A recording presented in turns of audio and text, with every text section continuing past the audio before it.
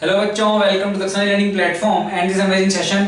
और आज हम रिवाइज करने जा रहे हैं अपना जीओसी 1। ठीक है, तो बेसिकली हम दो पार्ट्स में इसको रिवाइज करेंगे, जीओसी 1 एंड जीओसी 2। जीओसी 1 में हम डिस्कस करेंगे आपके जो इफेक्ट्स हैं, carbocation stability, heat of hydrogenation, combustion, rotation energy barrier, है ना। इसके अलावा हम डिस्कस करेंगे इसमें एरोमेटिसिटी, आपका जो है रेजोनेंस वगैरह, रेजोनेटिंग स्ट्रक्चर्स की स्टेबिलिटी वगैरह कैसे दिखते हैं। तो ये सारी चीज हम रखेंगे जीओसी 1 में। जीओसी 2 में will discuss resistance, basic strength, tautomerism, है ना। मेजरली यही रहेगा और छोटा मोटा कुछ छूट गया होगा तो वो रखेंगे। तो चलिए शुरू करते हैं बच्चों इस अमेजिंग चैप्टर की। तो सबसे पहले क्योंकि ये रिवीजन लेक्चर है ना, और हम कोशिश करेंगे कि भाई 2.5 आवर्स में या 3 आवर्स मैक्स में दोनों खत्म कर दें, जीओसी 1 एंड 2। तो आप बहुत ज़्यादा मतलब डिटेल में नहीं जाएंगे कि भाई मेसोमेरिक इफेक्ट क्या होता है, इंडक्टिव क्या होता है, माइनस आई क्या होता है, प्लस आई क्या होता है। उतना बेसिक मैं उम्मीद करता हूँ कि आप सब लोगों को पता होगा। नहीं पता है तो प्लीज़ पहले बेसिक पढ़िए, क्योंकि वरना रिवीजन लेक्चर का कोई मतलब नहीं है। ठीक है, तो यहाँ पे मतलब जैसा कि नाम से यार रिवीजन, तो रिवीजन ही हो रहा होगा। बेसिकली क्वेश्चन के थ्रू आपको कॉन्सेप्ट बताए जाएंगे और बहुत ज़्यादा डिटेल में हम किस चीज़ की यहाँ पे घुस नहीं पाएंगे, क्योंकि जीओसी बहुत बड़ा चैप्टर है यार अपने आप में, है ना। महीना लग जाता है पढ़ाते पढ़ाते इसको। चलिए तो शुरू करते हैं। सबसे पहले यहाँ पे कुछ बहुत ही बेसिक क्वेश्चंस हैं, जैसे कितने फंक्शनल ग्रुप। पहला क्वेश्चन देखिए, तो जो क्वेश्चंस यहाँ पे हैं आप सब क्या है वीडियो को पॉज करके कोशिश कीजिए कि आप इनको क्या सॉल्व करें और तब इनका सॉल्यूशन देखें, क्योंकि तब आपके लिए क्या है बेनिफिशियल ये रहेगा। तो पहले क्वेश्चन आपको बताना है कि कितने फंक्शनल ग्रुप इसमें है। दूसरे क्वेश्चन आपको बताना है कि डी कितनी है इसकी। तीसरे में बताना है कि इसके अल्फा हाइड्रोजन कितने हैं। फोर्थ क्वेश्चन में पहले आपसे पूछा गया है कि बॉइलिंग पॉइंट का order of HF, HCl, HBr and HI। उसी में पार्ट 2 है boiling point of ethanol and ethanol. Third है आपका, आप देख सकते हो कि ये आपका नियोपेंटेन वर्सेस योर एनपेंटेन, इनका बॉइलिंग पॉइंट का order. And then your fourth is basicity order, basically कौन स्ट्रॉन्ग बेस है, वाटर वर्सेस हाइड्रोक्साइड और OH minus versus SH minus. और फिर यहाँ पे मैंने क्या है आपके minus I plus M minus M की जो आपका ऑर्डर है वो यहाँ पे लिख दिया है। ठीक है, वैसे सबके नोट्स में होगा ये ऑब्वियसली है। ठीक है, लेकिन क्यों लिखा है यहाँ पे, थोड़ा इसको एक्सप्लेन करने के लिए। वैसे मेजॉरिटी देखिए ये एक्सपेरिमेंटल है, तो इसमें अब याद करने की मान लो मैं कोई ट्रिक भी बताता हूँ। ठीक है, ऐसे ही कोई भी निमोनिक बना के अगर बताया भी जाता है आपको, तो फिर आपको माइनस एम प्लस एम, है ना, प्लस आई माइनस आई के लिए वो निमोनिक भी याद करना पड़ेगा कि अच्छा ये माइनस आई के लिए था, ये माइनस एम के लिए था। तो वो वैसे कंफ्यूजिंग रहता है। और कोई बहुत ही खतरनाक ऐसा क्वेश्चन आता नहीं कि यार आपको बिल्कुल ही रटना पड़ जाए। ये आपको आइडिया रहना चाहिए यार, हाँ इसकी इलेक्ट्रोनेगेटिविटी ज्यादा है तो ये माइनस आई में आगे आएगा, ये पीछे आएगा, माइनस एम में ये आगे आएगा, ये पीछे आएगा। तो वो फेयर आइडिया आपको होना चाहिए, है ना। और वो I think pretty straight forward है कि भाई कौन आगे कौन पीछे क्यों है। ठीक है, जैसे मान लीजिए, चलिए इस पे आते हैं। पहले इन क्वेश्चंस को उम्मीद करता हूं आपने सोल्व किए होंगे। तो मैं शुरू करता हूं क्वेश्चन नंबर 1 से। क्वेश्चन नंबर 1 में आपसे पूछा गया था नंबर ऑफ फंक्शनल ग्रुप्स। ठीक है, तो फंक्शनल ग्रुप में अगर हम बात करें तो भाई एक आपके पास ये रहा कीटोन, एक आपके पास ये रहा एल्डिहाइड और एक आपके पास ये रहा अल्कीन। तो कितने फंक्शनल ग्रुप आपके पास इस कंपाउंड में? 3 फंक्शनल ग्रुप हैं। डीयू की बात करेंगे तो डीयू अपने को पता है भाई, डीयू क्या होती है आपकी रिंग्स प्लस आपके डबल बॉन्ड्स, राइट। तो रिंग्स प्लस अनसैचुरेशन अगर आप कर दोगे तो रिंग्स देखिए, अब अपन गिन लेते हैं भाई, पहले रिंग देख लेते हैं। रिंग तो इसमें कितनी है 1 2, तो 2 रिंग्स प्लस एक डबल बॉन्ड 2 3 4 5 6 7 8 9 प्लस 9 इसमें क्या हो गए बच्चों आपके बॉन्ड्स। तो टोटल क्या हो जाएगी आपकी डीयू यहाँ पे 11, क्योंकि 1 2 3 4 5 6 7 8 9 10 11। तो 2 साइकिल हैं और आपके 11 डबल बॉन्ड हैं, 9 डबल बॉन्ड है। तो टोटल कितना हो जाएगा बच्चों सम यहाँ पे 11। अच्छा, अगला क्वेश्चन देखिए बच्चों, क्वेश्चन नंबर 3। आपको बताना है कि अल्फा हाइड्रोजन कितने हैं। अल्फा हाइड्रोजन कैसे गिनेंगे भाई हम, कि sp2 के पास में जो sp3 है वहां पे हाइड्रोजन है या नहीं। sp2 कौन कौन है, ये रहे। इनके पास में sp3 कौन कौन से हैं, ये रहे, जो इनसे डायरेक्टली कनेक्टेड है। उन पे कितने कितने अल्फा हैं, यहाँ पे एक हाइड्रोजन है, यहाँ पे एक हाइड्रोजन है, यहाँ पे एक हाइड्रोजन है, यहाँ पे एक है, यहाँ पे एक है, यहाँ पे एक है। 3 and 3 6, तो टोटल 6 अल्फा हाइड्रोजन यहाँ पे हैं। अगर हम बात करें बॉइलिंग पॉइंट की, जैसे मान लीजिए मैं इस अल्केन की बात करता हूँ, तो अल्केन अपने को बताया कि स्ट्रेट चेन है, सरफेस एरिया ज्यादा है, वन डबल फोर्सेस ज्यादा होंगे। वन डबल फोर्स ज्यादा होंगे तो आपका बॉइलिंग पॉइंट बढ़ेगा। वैसे बॉइलिंग पॉइंट आपका मोलिकुलर वेट पहले देखते हैं। मोलिकुलर वेट अगर आप यहाँ पे देखने लग जाओगे दोनों का सेम आएगा, क्योंकि दोनों क्या है आइसोमर्स हैं। तो फिर आप जाओगे कि यार सरफेस एरिया, है ना, हम बात करें पोलैरिटी वगैरह कुछ है नहीं, यहाँ पे वन डबल फोर्सेस होंगे, तो जितना ज्यादा सरफेस एरिया रहेगा वन डबल फोर्सेस उतने ज्यादा होंगे, तो उतना ज्यादा इंटरेक्शन रहेगा, तो बॉइलिंग पॉइंट उतना ज्यादा होगा। तो भाई सरफेस एरिया किसका ज्यादा होगा, इसका, तो बॉइलिंग पॉइंट किसका ज्यादा होगा, उसी का। अच्छा, अगर हम बात करें भाई अब इथेनॉल और इथेनल, यहाँ पे बच्चों हाइड्रोजन बॉन्डिंग नहीं हो सकती। क्यों? क्योंकि यहाँ पे जो हाइड्रोजन है आपका वो कार्बन से कनेक्टेड है। हमें चाहिए एक ऐसा पोलैरिटी होनी चाहिए उस हाइड्रोजन के पास बेसिकली कि वो एक इलेक्ट्रोनेगेटिव आइटम से कनेक्टेड हो। ऑक्सीजन हो सकता है, नाइट्रोजन हो सकता है, फ्लोरीन हो सकता है। तो यहाँ पे अल्कोहल सबने को पता है हाइड्रोजन बॉन्डिंग होती है, तो बॉइलिंग पॉइंट इसलिए अल्कोहल का आपका ज्यादा क्या है हो जाएगा। HF, HCl, HBr, HI में बात करो तो HF में हमने भी बात की हाइड्रोजन बॉन्डिंग होगी। उसके बाद अगर आप देखो तो मॉलिक्यूलर वेट क्या कंटीन्यूअसली इंक्रीज कर रहा है, तो HF हाइड्रोजन बॉन्डिंग की वजह से सबसे आगे आएगा। उसके बाद आपका HI, HBr and then HCl। Simply वही आपका जो एटॉमिक वेट है बेसिकली, जो मास है उस मास के बेसिस पे क्या है, जितना भारी होगा उसको उड़ने में उतनी दिक्कत आएगी, तो उसका बॉइलिंग पॉइंट उस हिसाब से क्या है आपका वेरी कर रहा है। तो HF then HI then HBr then HCl at the last. ठीक है। अच्छा, बेसिसिटी हमें बतानी है बच्चों, वाटर है, हाइड्रोक्साइड है, तो अपने को पता है जितना ज्यादा चार्ज होगा उतनी ज्यादा बेसिसिटी होगी। बेसिसिटी क्या है एसेंशियली भाई, फाइनली अपनी मतलब बेसिसिटी क्या है इफेक्टिवली कि भाई लोन पेयर डोनेट करने की टेंडेंसी कितनी ज्यादा है। हम बात करते हैं बेसिसिटी वर्सेस न्यूक्लियोफिलिसिटी की, तो वो डिफरेंस आपको क्लियर कट माइंड में होना चाहिए कि न्यूक्लियोफाइल होने का मतलब क्या है, बेस होने का मतलब क्या है। ठीक है। तो हमने कहा यार H2 वर्सेस OH-, तो जितना ज्यादा चार्ज होगा वो उतना अच्छा क्या होगा वहां पे बेस आपका होगा। न्यूक्लियोफाइल भी वही अच्छा होगा, तो हमने कहा यार इसमें क्या है OH- आपका जीत गया, तो बेस भी वही अच्छा है, न्यूक्लियोफाइल भी वही अच्छा है। अब OH- SH- में अगर आप देखोगे OH- वर्सेस SH- में, तो ये डाउन द ग्रुप जा रहे हैं। एक तरीके से आप डाउन द ग्रुप जा रहे हो, आपका साइज क्या है सल्फर का बढ़ गया है, जो आप जिस पे नेगेटिव उसका साइज बढ़ गया है। साइज बढ़ गया तो चार्ज डेंसिटी क्या हो गई है उस पे घट गई है। अगर चार्ज डेंसिटी घट गई तो अच्छा बेस कौन हुआ आपका OH- would be a better base than your SH-। लेकिन आपको पता है कि जब अपन डाउन द ग्रुप जाते हैं तो आपकी जो न्यूक्लियोफिलिसिटी है बच्चों, न्यूक्लियोफिलिसिटी क्या होगी आपकी डाउन द ग्रुप। अगर हम बात करें, मान लीजिए हम बात करते हैं फ्लोरीन, क्लोरीन, ब्रोमीन है ना, F-, Cl-, Br-, I-, है ना, पोलर प्रोटिक सॉल्वेंट है। तो F- क्या है, क्योंकि इसमें चार्ज डेंसिटी बहुत ज्यादा है, तो पोलर प्रोटिक सॉल्वेंट क्या करेगा, उसके आसपास सबसे ज्यादा क्या है, मान लो पानी में है तो बहुत ज्यादा हाइड्रेटेड हो जाएगा, वो सॉल्यूशन उसका सबसे ज्यादा होगा। क्यों? क्योंकि उस पे चार्ज डेंसिटी बहुत ज्यादा है। अगर उसका सॉल्यूशन मैक्सिमम होगा तो वो अटैक दूसरे पे, वो न्यूक्लियोफाइल अटैक करने नहीं जा पाएगा। तो सबसे अच्छा न्यूक्लियोफाइल अगर आप पोलर प्रोटिक में बात करें तो कौन होगा, I-। तो डाउन द ग्रुप अगर आप बात कर रहे हो बच्चों तो क्या हो जाएगा आपका I- would be your better nucleophile than Br-, than Cl-, than F-। लेकिन अगर हमने बात की बेसिसिटी की बात अगर आप करोगे तो हमने देखा बेसिसिटी में ऑर्डर क्या है आपका, सीधा चार्ज डेंसिटी से हमने देखा कि वो क्या है उल्टा आ रहा है, तो OH- की basicity would be greater than your SH-। चलिए अब हम बात कर रहे थे कि आपके जो इफेक्ट्स हैं बेसिकली इंडक्टिव, मेसोमेरिक हो गया है ना, फिर आपका आता है भाई हाइपर कंजुगेशन और आपका मेसोमेरिक जो है बेसिकली।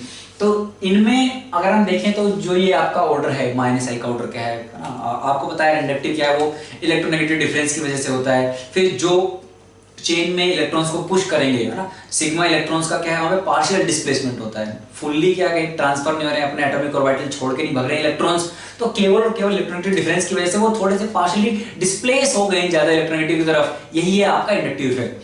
मेसोमेरिक में क्या है, वो आपके पाई इलेक्ट्रॉन्स का क्या है, एक कंप्लीट आप बोल सकते हो क्या है, वहां पे ट्रांसफर हो रहा है ना, वो पार्शियल नहीं है, वो पार्शियल नहीं है, वो कंप्लीट डिलोकलाइजेशन हो रहा है वहां पे। तो अगर आप इंडक्टिव की बात करें, इंडक्टिव डिस्टेंस डिपेंडेंट होता है, 3 से 4 कार्बन के बाद हम इस इफेक्ट को नेग्लिजिबल मानते हैं।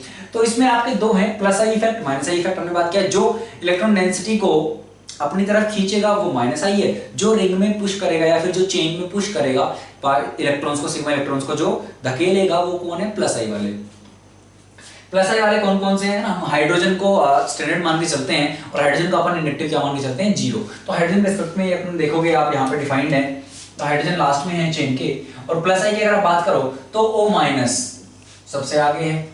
ऑक्सीजन इलेक्ट्रोनेगेटिव है, लेकिन अगर आप उसे माइनस शेप दोगे, चार्ज तो कोई नहीं रहना चाहता ना यार इस दुनिया में, तो अगर आप O- कर दोगे तो वो फिर इलेक्ट्रॉन डेंसिटी को पुश करने लगता है। तो क्या हो जाएगा यहाँ पे O-, then carboxylate CO-, then 3 degree carbon, 2 degree, 1 degree, जितने ज्यादा अल्काइल ग्रुप बढ़ेंगे उतनी ज्यादा इलेक्ट्रॉन डेंसिटी क्या है वो पुश करने की कोशिश करेगा।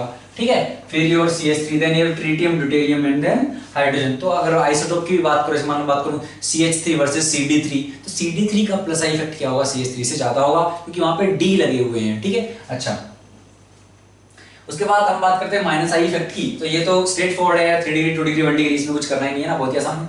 माइनस आई में क्या है, पहले देखिए ये एक तो नाइट्रोजन है, उस पे आपने प्लस लगा दिया है, और उस पे भी आप देखिए यहाँ पे F लगा दिया है, एक और इलेक्ट्रोनेगेटिव। तो इसलिए सबसे आगे तो क्या है अपना NH3+ आ गया। उसके बाद आप देखिए NR3 और NH3+ में आपको कंफ्यूजन हो सकता है कि यार NR3+ NH3+ से आगे क्यों है यार, R जो है वो अल्काइल है, वो तो प्लस आई से क्या इलेक्ट्रॉन डेंसिटी देगा, तो ये पीछे आना चाहिए था, है ना भाई। R क्या है वो प्लस आई इफेक्ट शो करेगा, H का तो अपन इंडक्टिव कुछ मान नहीं रहे हैं, तो अगर नाइट्रोजन को इलेक्ट्रॉन डेंसिटी मिल रही है तो फिर वो आगे क्यों आ रहा है, फिर ज्यादा क्यों खींच रहा है, क्योंकि यहाँ पे क्या लगेगा आपका भाई, ये आपका N रहा, यहाँ पे R रहे, तो ये 3 R जो बच्चों ये क्या है, ये बल्की ग्रुप्स है। इन बल्की ग्रुप्स की वजह से क्या हो रहा है, यहाँ पे बल्कि है तो रिपल्शन होगा, रिपल्शन होगा तो बॉन्ड एंगल बढ़ेगा, बॉन्ड एंगल बढ़ेगा तो आपका एस कैरेक्टर बढ़ेगा, ठीक है। और एस कैरेक्टर अगर आपको बढ़ेगा, क्योंकि आप देख सकते हो यार sp3 से जब आप sp जाते हो तो आपका एस कैरेक्टर बढ़ रहा है, बॉन्ड एंगल बढ़ रहा है ना, 109 से 180 हो रहा है, तो आपका बॉन्ड एंगल बढ़ा तो बच्चों क्या हो जाएगा, एस कैरेक्टर बढ़ेगा, एस कैरेक्टर बढ़ेगा तो इलेक्ट्रोनेगेटिविटी बढ़ेगी, that's why your NR3+ is ahead of your NH3+, ठीक है। अच्छा, उसके बाद आप देख सकते हो कि ये NO2 CN है ना, इसमें मतलब जो भी आपके ऐसे होंगे ना यार, C डबल बॉन्ड O इस टाइप का कुछ, तो वो इलेक्ट्रॉन डेंसिटी को खींच ही रहा होगा ना, हम देखेंगे वो -m में भी आएगा, -I, ठीक है। उसके बाद आपके हैलोजेंस में इलेक्ट्रोनेगेटिविटी बेसिक है सीधा कि भाई फ्लोरीन ज्यादा इलेक्ट्रोनेगेटिव है, फिर क्लोरीन, फिर ब्रोमीन, फिर आयोडीन, ठीक है। और उसके बाद OR OH में भी है ना, आप सेम फंडे से याद रख सकते हो कि जैसे अपन ने NR3 और NH3 का देखा कि जब R लग रहा था ना, ये उल्टा है, आप सोच रहे थे कि R वाला जो है वो इंडक्टिव में बाद में होगा -I में, लेकिन वो पहले है, तो R वाला आपका पहले है, ठीक है। फिर आपके अल्काइन, क्योंकि उसमें sp है तो s कैरेक्टर ज्यादा है तो ज्यादा इलेक्ट्रोनेगेटिव है ना, तो अल्कीन बाद में आ रहा है, देखिए, है ना। इसी तरीके से अल्काइन हमने बात की थी, आपके जो NH2 है, GOC2 में हम जब बात कर रहे होंगे बेसिसिटी की, तो आप बात करोगे कि जो sp वाला कार्बन है उसकी इलेक्ट्रोनेगेटिविटी आपकी नाइट्रोजन से ज्यादा हो जाती है, इसलिए वो नाइट्रोजन से ज्यादा है। फिर नाइट्रोजन के बाद यहाँ अराइल ग्रुप है, उसमें क्या है आपकी एक बेंजीन रिंग टाइप की है, तो उसमें कार्बन है sp2, तो यहाँ पे केवल C डबल बॉन्ड C है, वहां पे C डबल बॉन्ड C, फिर उसमें भी पूरी चेन है, तो वहां पे ज्यादा आपकी क्या है sp2 वाले हैं, तो इसलिए वो उससे आगे नाइट्रोजन ज्यादा इलेक्ट्रोनेगेटिविटी है, इसलिए आगे sp की नाइट्रोजन ज्यादा इलेक्ट्रोनेगेटिविटी है, तो इसलिए sp वाला आगे है। उसके बाद ऑक्सीजन आया है आपका, ऑक्सीजन में OH OR, फिर आपके हेलोजेंस आ गए, तो बहुत ही स्ट्रेट फॉरवर्ड है, मतलब, है ना, ठीक है।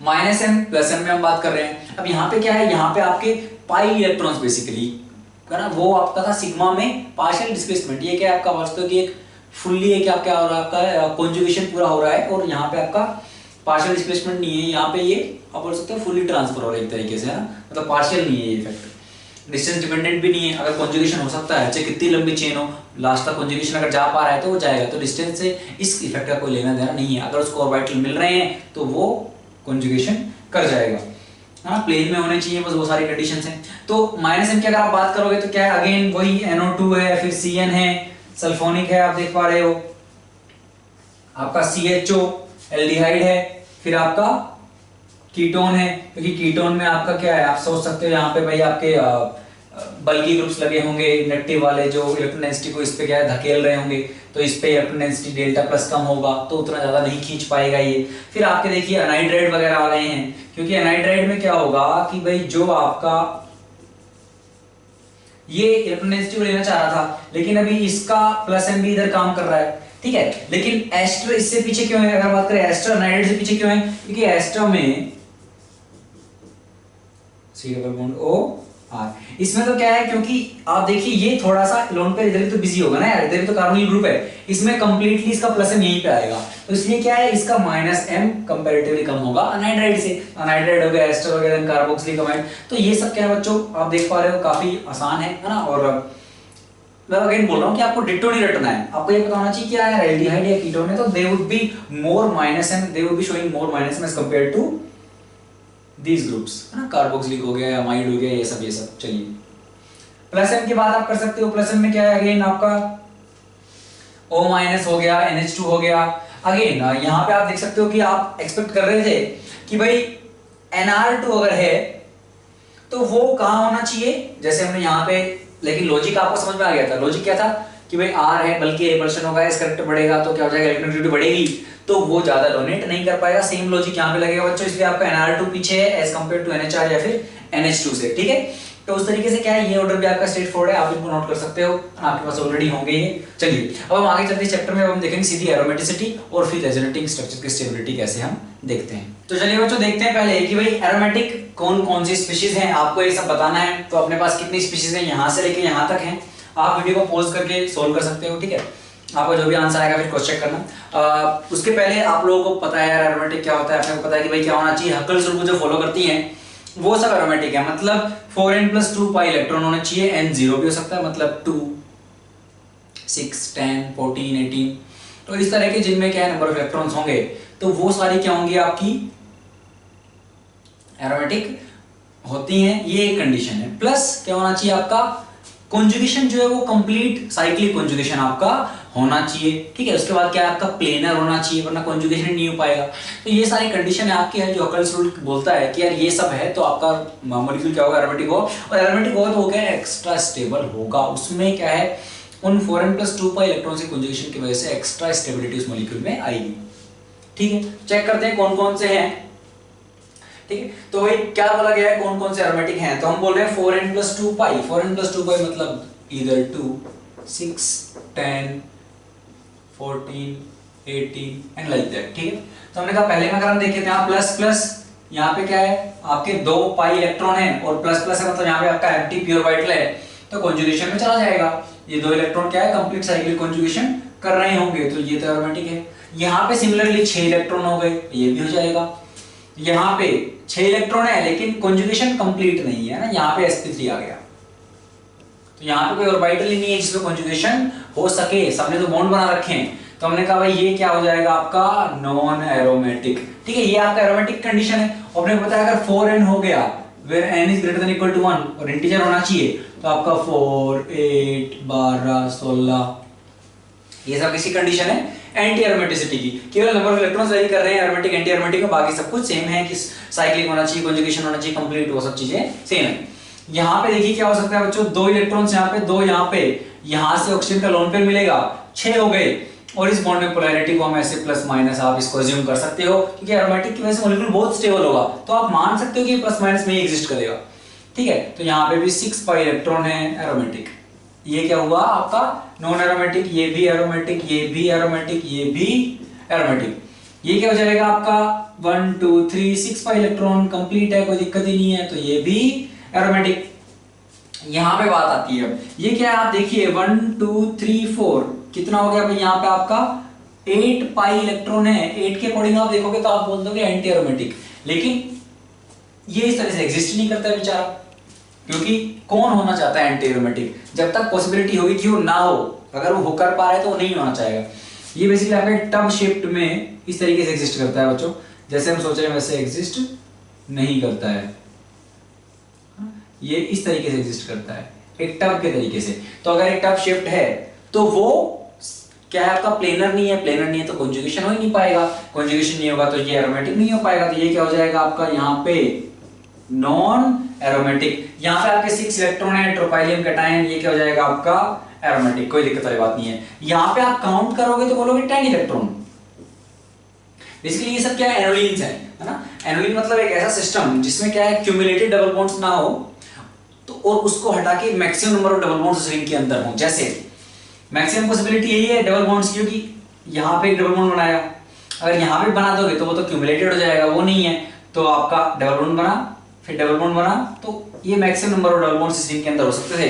तो ये आपका एनोलिन है। तो 10 इलेक्ट्रॉन सिस्टम है तो क्या हो जाएगा आपका ये 10 एनोलिन। तो 10 एनोलिन की अगर बात करूं जैसे बेंजीन आपका 6 एनोलिन है ना।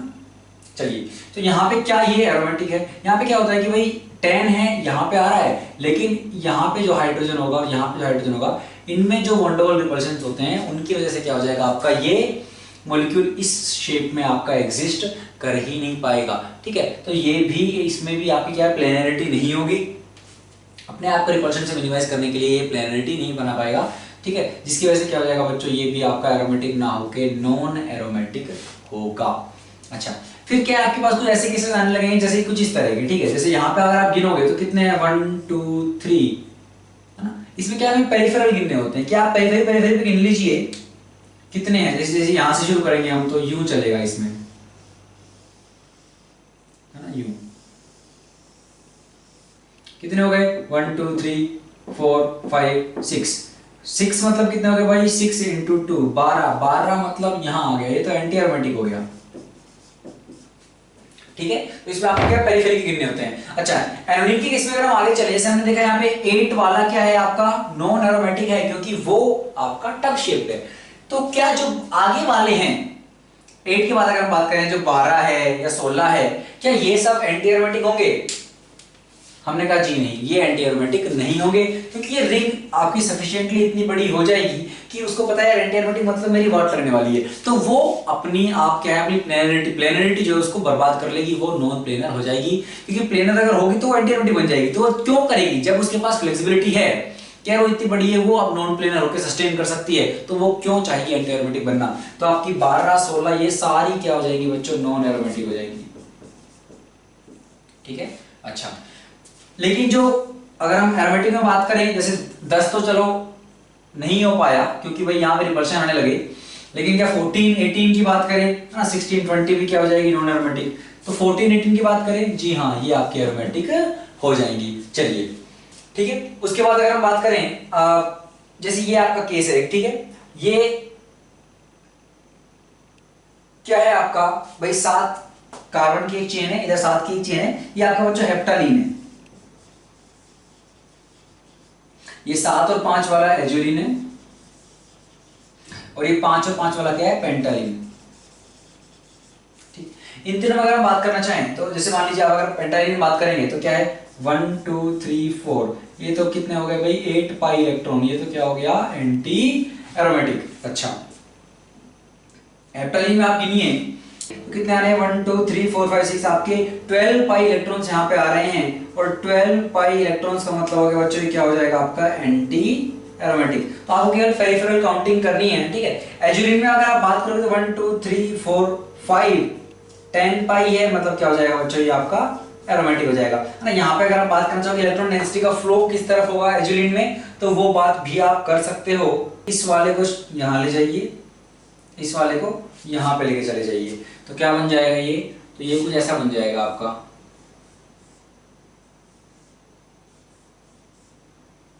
ठीक है। तो हमने कहा भाई ये यहीं पे है, ये यहीं पे है, यहाँ से उठ के चला गया प्लस, यहाँ डबल बॉन्ड आ गया, यहाँ आ गया माइनस, यहाँ आ गया कुछ इस तरीके से। ठीक है। तो कुछ ऐसा कर सकते हो, आप देख पा रहे हो कि भाई यहाँ पे आपकी इलेक्ट्रॉन डेंसिटी क्या है, इधर की तरफ पुश हो रही है। ठीक है। तो आपका 7 to 5 की तरफ क्या है, आपकी एक डाइपोल भी यहाँ पे क्रिएट हो रही है। ठीक है। तो आप इस तरीके क्या यहाँ पे सोच सकते हो। तो हमने कहा एजुलिन आपका एरोमेटिक हो गया, पेंटालिन आपका क्या हो गया यहाँ पे एंटी एरोमेटिक 8 इलेक्ट्रॉन्स थे, और आपने हेप्टालिन का भी देखा। अब आप यहाँ पे कुछ क्वेश्चंस आपके किस तरह के हैं, जो हमने 10 एनोलिन देखा था और हमने कहा था 10 aniline is your non aromatic, that's not aromatic, right, क्योंकि यहाँ पे जो 2 हाइड्रोजन थे दिक्कत कर रहे थे हमारे। ठीक है।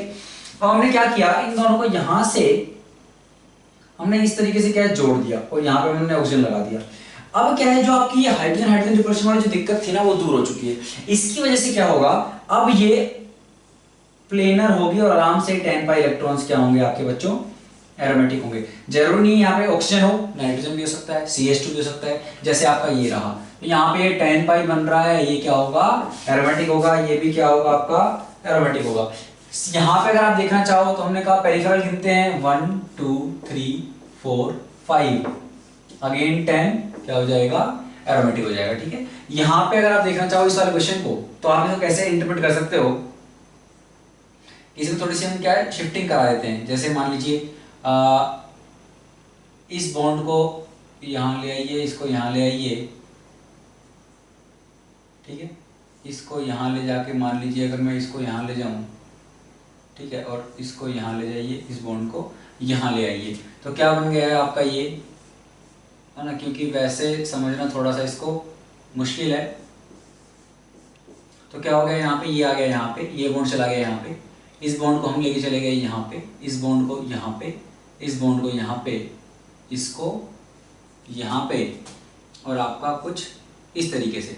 अब आप गिनिए यहाँ पे कितने इलेक्ट्रॉन्स हो रहे हैं, 1 2 3, क्योंकि अब देखिए पेरिफेरल आपकी पेरिफेरल पे आराम से आ जा रहे हैं। तो 1 2 3 4 5 6 7 8, है ना, 8 × 2 कितना हो गया 16 पाई। 16 पाई अगर आप देखोगे तो वो किस में आ रहा है बच्चों, एंटी एरोमेटिक में आ रहा है। तो ये क्या हो जाएगा आपका एंटी एरोमेटिक। तो एरोमेटिक ये हुआ 2 3, है ना, एरोमेटिक में आपका ये हुआ एरोमेटिक 4, फिर 5 6, ठीक है, ये नहीं हुआ, ये नहीं हुआ, 7 8 9 10 11। तो आपके क्या है यहाँ पे 11 क्या है यहाँ पे एरोमेटिक केसेस आ रहे हैं। फिर आपको कुछ क्वेश्चन देखने को मिल सकते हैं कि जैसे देखिए क्वेश्चन नंबर 2, इसमें क्या बोला गया है, which of the following is not resonance stabilised. हम देखिए ये माइनस है यहाँ पे भाई, ये इधर डबल बॉन्ड ऑक्सीजन है इसके पास वाले पे, तो इधर तो कॉन्जुगेशन हो सकता है, यहाँ पे भी बड़ी आसानी से हो सकता है। यहाँ पे जो माइनस है ये आपका इस जगह आ रहा है, ठीक है। तो ये अगर आप देखो तो ये आपका ब्रिज्ड कार्बोकैटायन है, राइट। तो यहाँ पे ब्रिजिंग वाला है, सॉरी कार्बन आयन। तो यहाँ पे जो माइनस है, ये जो ऑर्बिटल है, ये ऑर्बिटल और इस ऑक्सीजन वाला जो प्लेन है, ये दोनों ऑर्बिटल सेम प्लेन में नहीं होंगे, जिसकी वजह से क्या है आपका ये माइनस इसका कंजुगेशन में नहीं जा सकता, है ना। इसलिए आप देखोगे कि हम जो ब्रिज्ड कार्बोकैटायन भी क्या नहीं बनाते हैं ना, ब्रेड्स रूल भी आप पढ़ सकते हो, आगे हम कार्बोकैटायंस में डिस्कस इसको करेंगे ही वैसे तो ब्रेड्स रूल यही बोलता है कि यार जो आपका ये जो ब्रिजहेड वाला है, वहां पे अगर आप कार्बोकैटायन बनाओगे वो स्टेबल नहीं होगा। क्यों?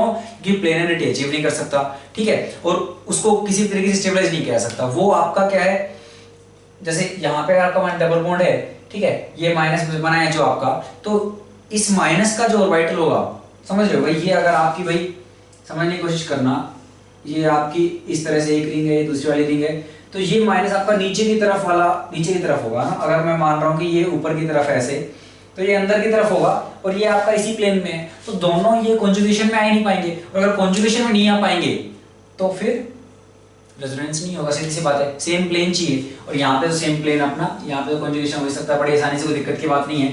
तो कौन नहीं कर पाएगा, कौन रेजोनेंस स्टेबलाइज नहीं है आपका? ऑप्शन नंबर सी, वो आपका रेजोनेंस स्टेबलाइज नहीं है।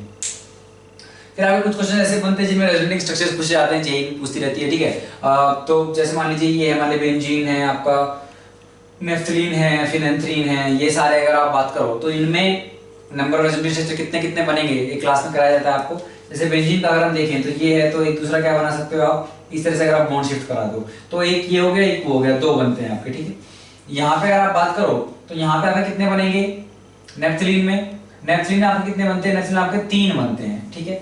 फिर आपके अगर हम बात करें एंथ्रासीन में 4 बनते हैं, फिनेंथ्रीन में कितने बनते हैं, 5 बनते हैं। आप बना सकते हो, सब ना काफी आसान है, जस्ट रिवाइज करने के लिए क्वेश्चन यहाँ पे डाला गया है। जैसे अगर हम बात करें नेफ्थलीन की, तो कैसे होगा भाई नेफ्थलीन में, जैसे आपका एक ये हो गया, ठीक है। दूसरा क्या कर सकते हैं, ये हो गया, ठीक है। और क्या कर सकते हैं, फिर इसको भी तो इस तरह से बना सकते हैं ना,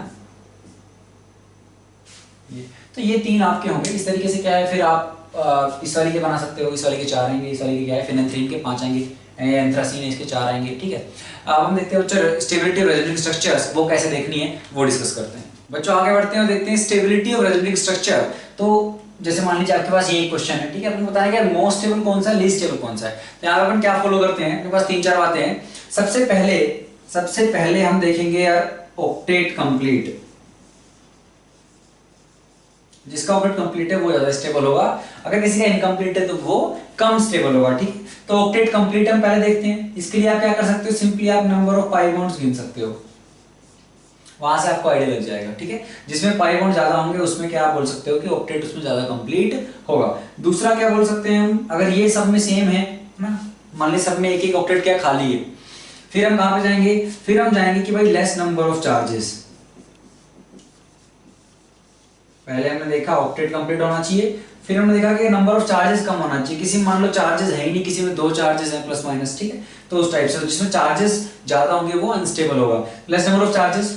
उसके बाद हम आते हैं कि यार आपका लाइक चार्जेस क्या होने चाहिए, फार होने चाहिए, या आप कह दो अनलाइक क्या होने चाहिए कि प्लस माइनस पास होना चाहिए, और प्लस प्लस क्या होना चाहिए, दूर होना चाहिए। फिर 4th पॉइंट अपना आता है यार, ये हो गया। उसके बाद हम बोलते हैं कि यार negative on more electronegative, या positive on more electropositive, ठीक है। तो मान लीजिए एक नेगेटिव है, एक ऑक्सीजन पे, एक फ्लोरीन पे, तो फ्लोरीन वाला अच्छा है अगर ये तीनों पैरामीटर ऊपर के सेम है तो, ठीक है। ये सारी बातें हैं। और एक 5वां आता है फ्राइज रूल, फ्राइज रूल जो बोलता है कि यार बेंजोनोइड रिंग्स अगर आपकी ज्यादा हैं तो वो ज्यादा स्टेबल है। जैसे मान लीजिए अगर एग्जांपल लेना चाहें, हमने नेफ्थलीन में थोड़ी देर पहले पढ़ा है, तो नेफ्थलीन में अगर मैं उसका रेजोनेटिंग स्ट्रक्चर बनाऊं तो मैं क्या कर सकता हूं, मान लीजिए मैंने ये दो तरीके के बनाए, एक में मान लीजिए मैं ऐसे करता हूं और एक में ऐसे करता हूं, तो आप कह सकते हैं कि यहाँ पे यार ये रिंग जो है ये आपकी बेंजीन जैसी बन रही है, ये आपकी क्या है, ठीक है, यहाँ पे एक रिंग है, ये तो बेंजीन जैसी नहीं बन रही है, यहाँ पे ये भी बेंजीन जैसी है, ये कॉमन है बीच वाला, तो ये भी बेंजीन जैसी है। तो कौन सा स्ट्रक्चर ज्यादा स्टेबल होगा, जिसमें मोर नंबर ऑफ बेंजीनोइड्स रिंग्स होंगी वो स्ट्रक्चर ज्यादा स्टेबल होगा, व्हिच मींस कि आपका 2 would be more stable then 1। ये आपका फ्राइज रूल नंबर 5। सबसे पहले ऑक्टेट, ऑक्टेट के बाद less number of charges, then will go to like charges far होनी चाहिए, unlike close होनी चाहिए, then negative और more electronegative and positive और more electropositive। ये 4-5 बातें याद रखते हुए हम क्या इनको सोल्व करने की कोशिश करेंगे। जैसे मान लीजिए आप इसको सोल्व करना चाहते हो, लास्ट में सबसे पहले कर सकते हो, आसान है। तो हमने कहा भाई पाई बॉन्ड गिन लो, 1 2 1 2 1 1 pi bond, 1 pi bond. Pi bond का मतलब इनमें क्या होगा, ऑक्टेट किसी न किसी का इनकम्प्लीट होगा इनकी कंपैरिजन में। देखो यहाँ पे देखो ऑक्टेट कंप्लीट है सबका, CS2 माइनस C माइनस, ये रहा C plus, octet incomplete, C plus octet incomplete. तो 3 4 से 3 4 क्या है, कम स्टेबल है ना। हमने देखा था पाई बॉन्ड गिन लो, पता लग जाएगा ऑक्टेट कंप्लीट है या नहीं। तो ज्यादा पाई बॉन्ड है मतलब वहां पे कंप्लीट होने की संभावना ज्यादा है एज कंपेयर टू जहां पे कम नंबर ऑफ पाई बॉन्ड्स हैं। तो 1 2 आगे आएंगे, 1 2 में फिर हम कैसे देखेंगे, तो मैंने क्या बोल दिया यहां से कि 1 2 would be greater stable and more stable then 3 4।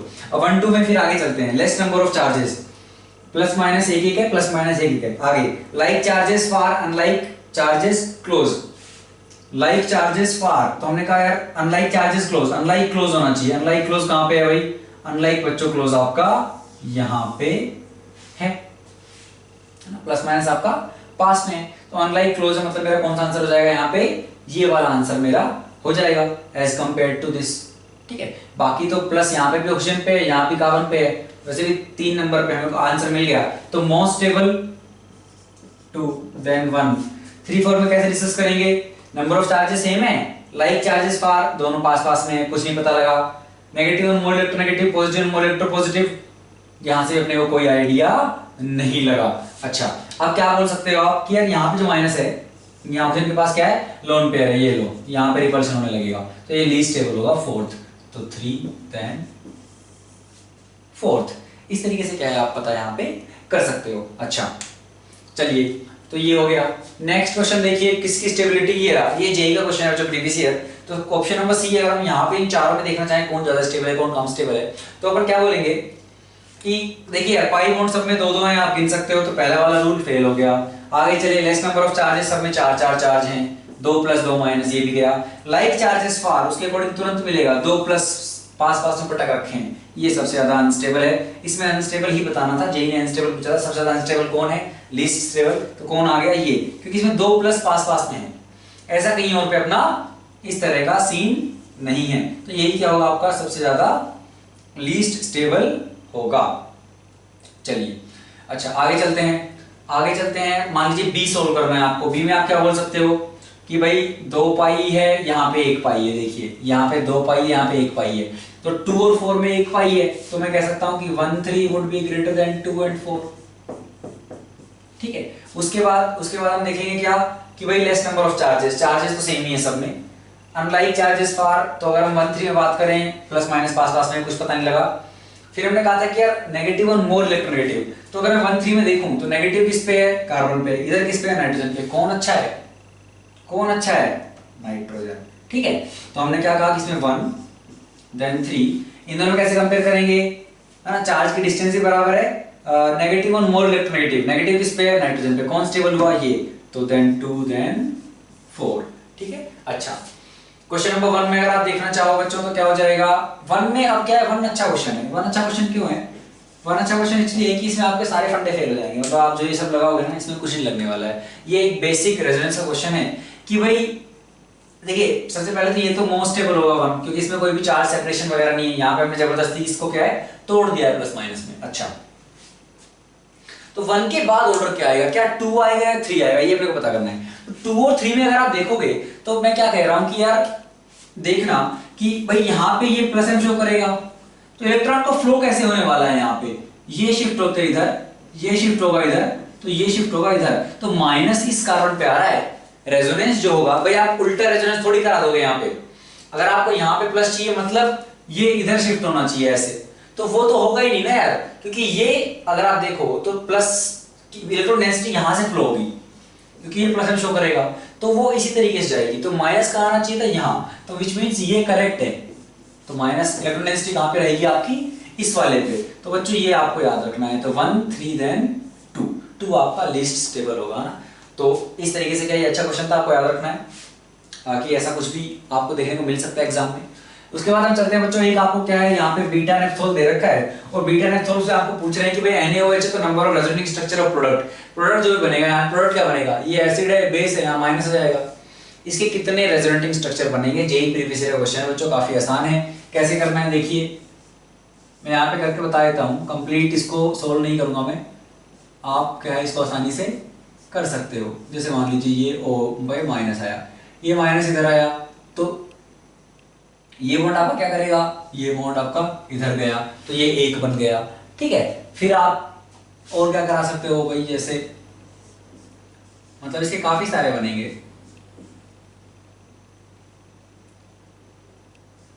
है ना। यहाँ पे डबल बॉन्ड आया, यहाँ माइनस आया था, वो माइनस यहाँ आ जाए, तो ये आपका इधर जा सकता है। तो इस तरीके से क्या है आप इसको सोल्व कर सकते हो, ऐसे चलाते जाइए। तो यहाँ पे टोटल जो आपको मिलेंगे वो 9 रेजोनेटिंग स्ट्रक्चर मिलते हैं आपको, यहाँ पे 9, ठीक है। तो इसका आंसर आपको बता देता हूँ 9 है। और अगर आपको सॉल्यूशन देखना हो तो हम प्रीवियस ईयर जो जेई का दक्षिणा की साइड पे जो हमने केमिस्ट्री के पेपर डिस्कस किए हैं, वहाँ पे जिस भी ईयर का ये है हमने वहाँ पे डिस्कस किया है, तो आप वहाँ से भी इसका सॉल्यूशन आराम से देख सकते हो। अब बच्चे लास्ट क्वेश्चन डिस्कस करते हैं जो रेजोनेंस एनर्जी पे है। तो हमने बात की थी यार, मान लीजिए अगर आपको यहाँ पे हाइड्रोजनेशन करना है, यहाँ पे आपका क्या है डबल बॉन्ड था, आप यहाँ से अल्केन बना रहे हो, तो आपने हाइड्रोजनेशन किया, आपकी कितनी डेल्टा एच निकली, -28.6, ठीक है। अब मान लीजिए 3 रिंग थी इस तरीके से, ठीक है, इनको हाइड्रोजनेशन किया आपने, कंप्लीट हाइड्रोजनेशन, तो आपका ये बना 3 साइक्लोहेक्साइल रिंग ऐसे जुड़ी हुई हैं। तो जो एनर्जी निकली वो निकली -116.2। तो पूछ रहे रेजोनेंस एनर्जी कितनी है। रेजोनेंस एनर्जी क्या होती है कि भाई आपने थ्योरेटिकली कुछ हीट ऑफ हाइड्रोजनेशन प्रेडिक्ट की। थ्योरेटिकली कैसे, कि मैंने गिना यहाँ पे कितने पाई बॉन्ड थे, 1 2 3 4 5 6 7, मैंने कहा यार यहाँ पे 6 पाई थे, अगर एक पाई में उतना है, सॉरी 7 पाई थे, अगर एक पाई में उतना है तो कितनी एनर्जी निकलनी चाहिए थी, दिस इंटू 7, इतनी हीट निकलनी चाहिए थी। लेकिन निकली कितनी है, एक्सपेरिमेंटल कितनी है, -116.2।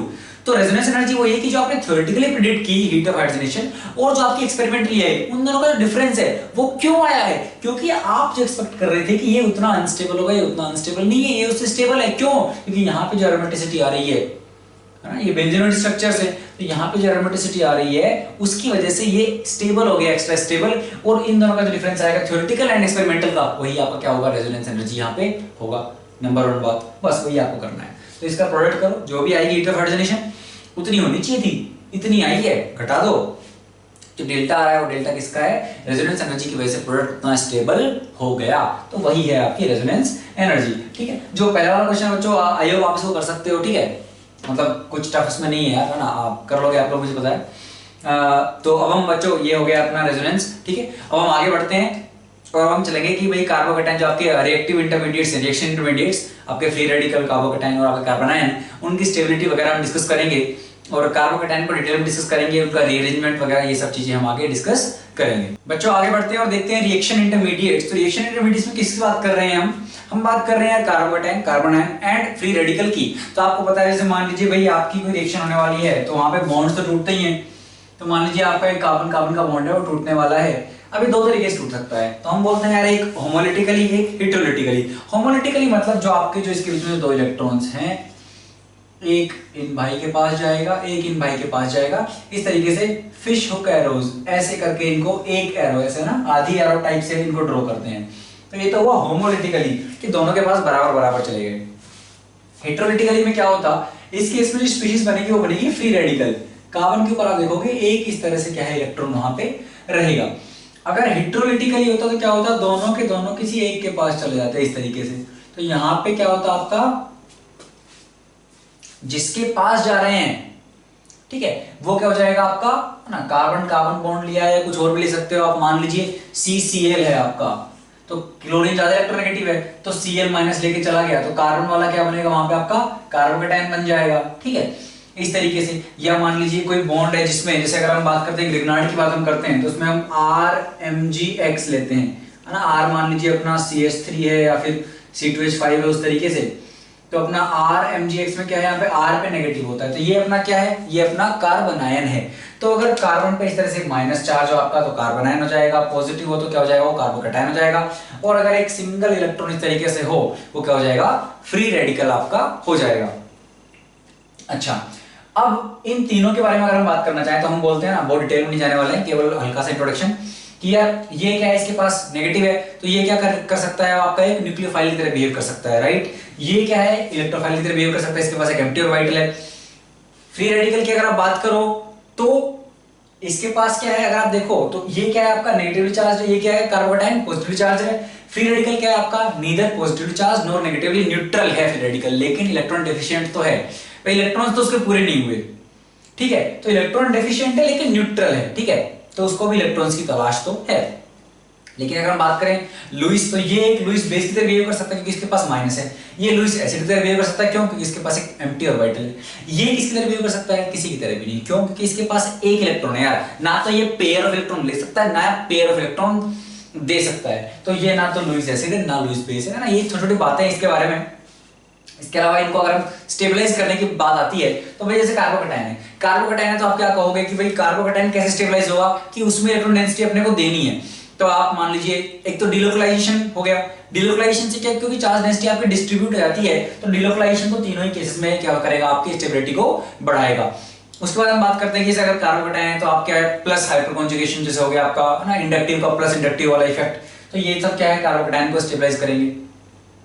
उसके बाद फ्री रेडिकल को हाइपरकॉन्जुगेशन हो गया, रेजोनेंस हो गया अगेन, है ना, ये सारे इफेक्ट क्या है उसको स्टेबलाइज करेंगे। एनायन की हम बात करते हैं तो एनायन के केस में हम देखते हैं कि इंडक्टिव को खींचने वाला -m लगा हो, -I लगा हो, ये सब इफेक्ट क्या करेंगे, जो आपका कार्बन आयन है उसको स्टेबलाइज करेंगे। तो उसी में बेस्ड हमारे कुछ क्वेश्चंस हैं कि भाई किस इनकी कार्बोकैटायन की स्टेबिलिटी बताइए, है ना, कार्बन आयन की या फिर फ्री रेडिकल की स्टेबिलिटी बताइए। ये सारी छोटी छोटी बातें हैं, इन सबको हमें क्या डिस्कस यहाँ पे करना है। एक स्पेशल केस यहाँ पे आता है बच्चों, वो आता है साइक्लोप्रोपाइल मिथाइल कैटायन का ना, सीपीएम का अपना। सीपीएम की खास बात क्या है वो एक बार समझ लेते हैं, है ना। सीपीएम में क्या होता है, सीपीएम क्या आपका भाई, ये इस तरह से ये है और यहाँ पे CH2 और ये आपका यहाँ पे प्लस चार्ज, तो ये क्या है काफी स्टेबल होता है ना। अगर आप बात करो एरोमेटिक की, मतलब बेंजाइलिक कार्बोकैटायन की अगर हम बात करूं, मान लो ये इससे भी ज्यादा स्टेबल है। क्यों स्टेबल होता है ये सीपीएम में, अगर हम बात करें सीपीएम में ऐसा क्या है कि वो स्टेबलाइज हो जा रहा है, कि भाई यहाँ पे क्या होता है ना कि देखिए ये एंगल कितना है, अपने को पता है 60 है। अब 60 है अपने को पता है, अगर जैसे मान लीजिए sp3 से जब हम sp जाते हैं तो अपना s करेक्टर क्या है, परसेंटेज करेक्टर बढ़ रहा है, बॉन्ड एंगल क्या हो रहा है, वहां पे बढ़ रहा है, यहाँ पे 180 आ जाता है, यहाँ पे अपना 109 आ जाता है, sp2 में अपना 120 आ जाता है। तो s करेक्टर बढ़ रहा है, बॉन्ड एंगल बढ़ रहा है ना। तो यहाँ पे क्या है, अगर आपका बॉन्ड एंगल कम है तो आप बोल सकते हो उसमें कौन सा कैरेक्टर ज्यादा होगा, p कैरेक्टर ज्यादा होगा। तो ये जो बॉन्ड बने हैं इनमें p कैरेक्टर ज्यादा होगा। यहाँ पे क्या होगा, ये कुछ इस तरीके से, मतलब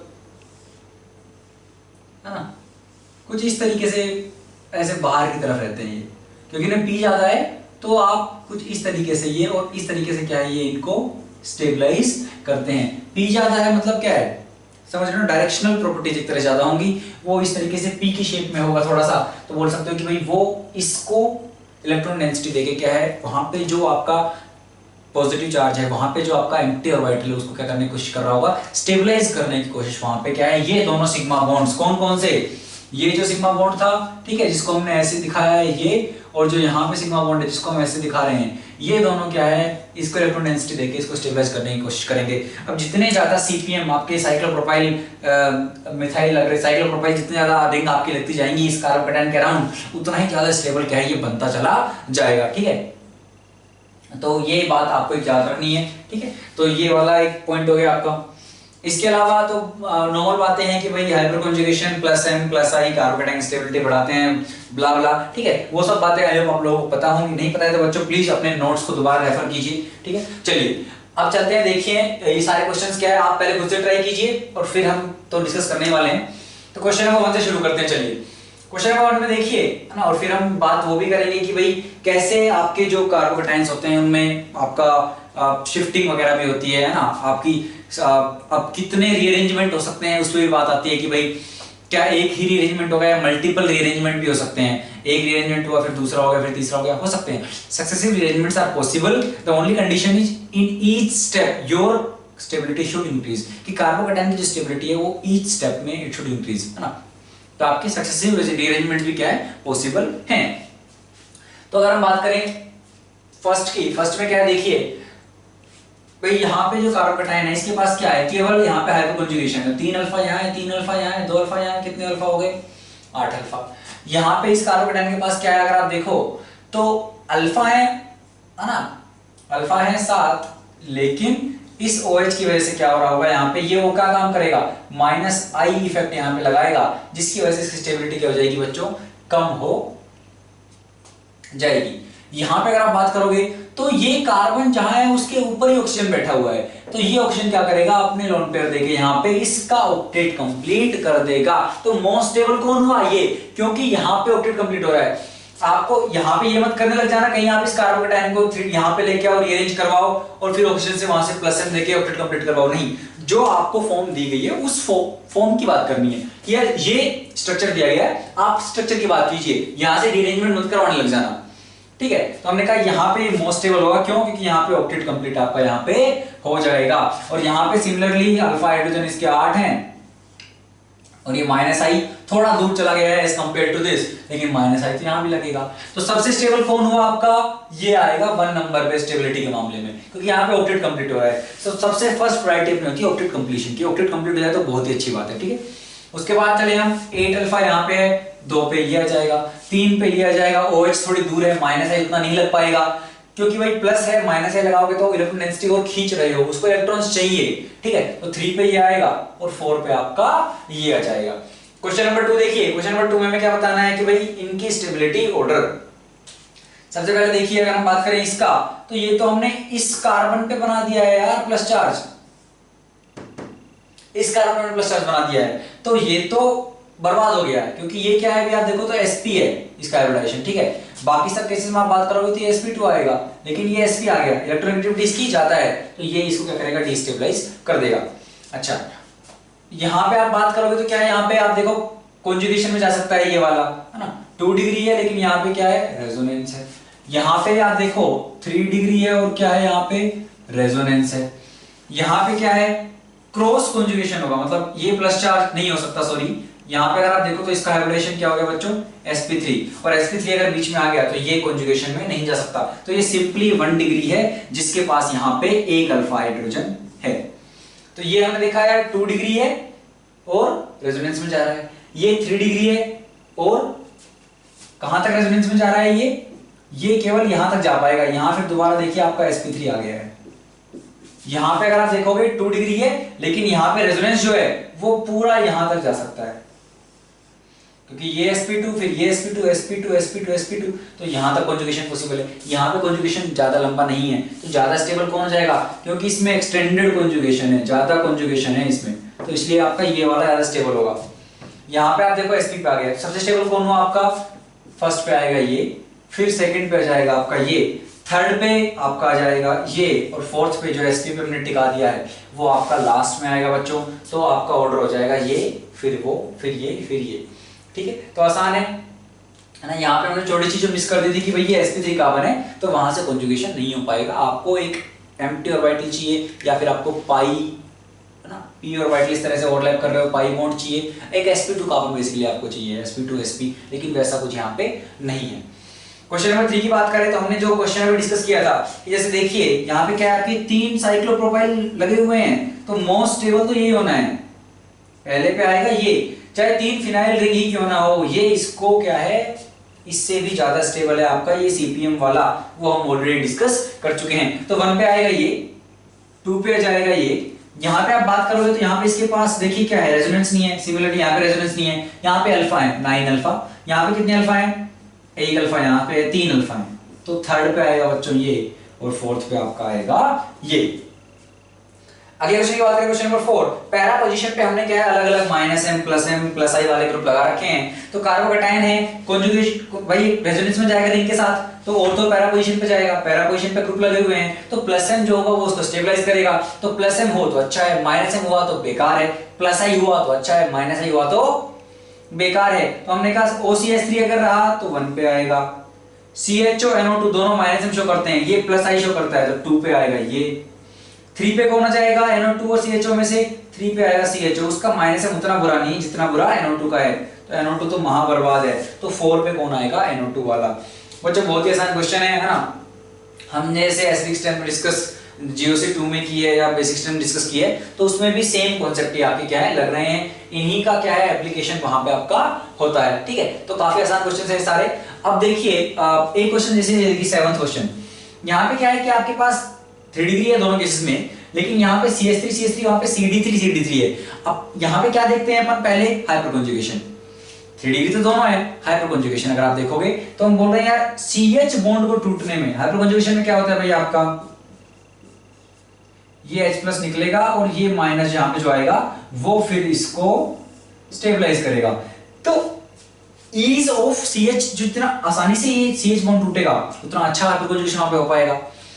अगर आप बात करो CD बॉन्ड, तो वो बॉन्ड स्ट्रॉन्ग है as compare to CH bond, और अगर आपका बॉन्ड स्ट्रॉन्ग है तो उसका हाइपर कॉन्जुगेशन उतना अच्छा नहीं है, क्योंकि CH तो आसानी से टूट जाएगा। तो CH जो सिग्मा डोनेशन कर सकता है, CH का जो सिग्मा इलेक्ट्रॉन है यहां से ये जो स्टेबलाइजेशन दे सकता है, उतना अच्छा स्टेबलाइजेशन आपका CD बॉन्ड नहीं देगा, उसका हाइपर कॉन्जुगेशन वीक होगा। तो ज्यादा स्टेबल कौन होगा, ये, ठीक है। चलिए अब बात करते हैं, 2 क्वेश्चन अपने हैं। तो कार्बोकेटायन में ये सब हो गया, अभी कार्बोकेटायन के हम रिंग एक्सपेंशन के, रिंग कॉन्ट्रैक्शन के वो सब केसेस भी देखेंगे, कैसे मिथाइल शिफ्टिंग, फिनाइल शिफ्टिंग, वो सब केसेस भी हम डिस्कस करेंगे रिएरेंजेंट वाले। उसके पहले हम फ्री रेडिकल कुछ क्वेश्चन देखते हैं। तो कई बार क्वेश्चन आपको मिलेगा कि आप ये बताइए कि बॉन्ड एनर्जी का ऑर्डर क्या होगा। यहाँ पे 5 हाइड्रोजन इस कंपाउंड उन्होंने दे दिए कि इसके साथ ये H जो लगा हुआ उसको C बोल दिया, इसको B बोल दिया, A बोल दिया। तो यार इन बॉन्ड्स को अगर तोड़ा जाए तो इनका बॉन्ड एनर्जी का ऑर्डर क्या होगा, तो आपको पता होना चाहिए इसके पीछे क्या कॉन्सेप्ट लगता है। या फिर कई बार ऐसे ना बोल के ऐसे बोल देगा कि ईज ऑफ हाइड्रोजन एब्स्ट्रैक्शन क्या होगी, ईज ऑफ हाइड्रोजन एब्स्ट्रैक्शन, यहां से हाइड्रोजन मुझे निकालना है तो उसकी ईज क्या होगी, दोनों सेम ही बातें हैं। तो ये जो बॉन्ड एनर्जी इसको हम देखते हैं रेडिकल बना के। तो आप जहां पे बोल रहे हो वहां पे रेडिकल बना दीजिए, वो रेडिकल जितना स्टेबल होगा उसकी बॉन्ड एनर्जी क्या होगी बच्चों, आप बोल सकते हो रेडिकल स्टेबल है तो आपको वहां पे ज्यादा एनर्जी नहीं देनी पड़ेगी, है ना, वो कम एनर्जी में भी स्टेबल वहां पे हो रहा है, मतलब एनर्जी कम लगेगी। क्यों, क्योंकि वो इंटरमीडिएट जो बन रहा है आपका फ्री रेडिकल वाला वो स्टेबल है, तो उसकी बॉन्ड एनर्जी कम होगी। तो हम बोल रहे हैं जो स्टेबल होगा उसकी कम होगी। अब देखिए तो एक रेडिकल मेरा ये C जो है ये HC है, यहाँ पे रेडिकल बनेगा तो किस पे बन रहा है, इस कार्बन पे बनेगा, ठीक है।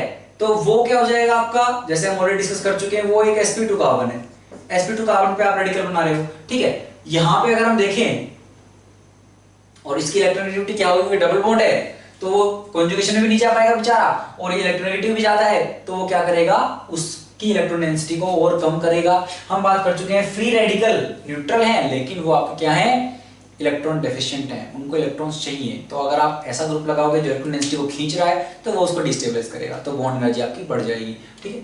अच्छा यहाँ पे देखिए, यहाँ पे अगर रेडिकल बना तो वो कॉन्जुगेशन में जाएगा, यहाँ पे भी बना तो वो कॉन्जुगेशन में जाएगा। यहाँ पे जो बनेगा वो होगा 3 डिग्री, यहाँ पे जो बनेगा वो होगा 2 डिग्री। तो सबसे अच्छा तो D ही है, D के बाद B है, रेजोनेंस हो रहा है।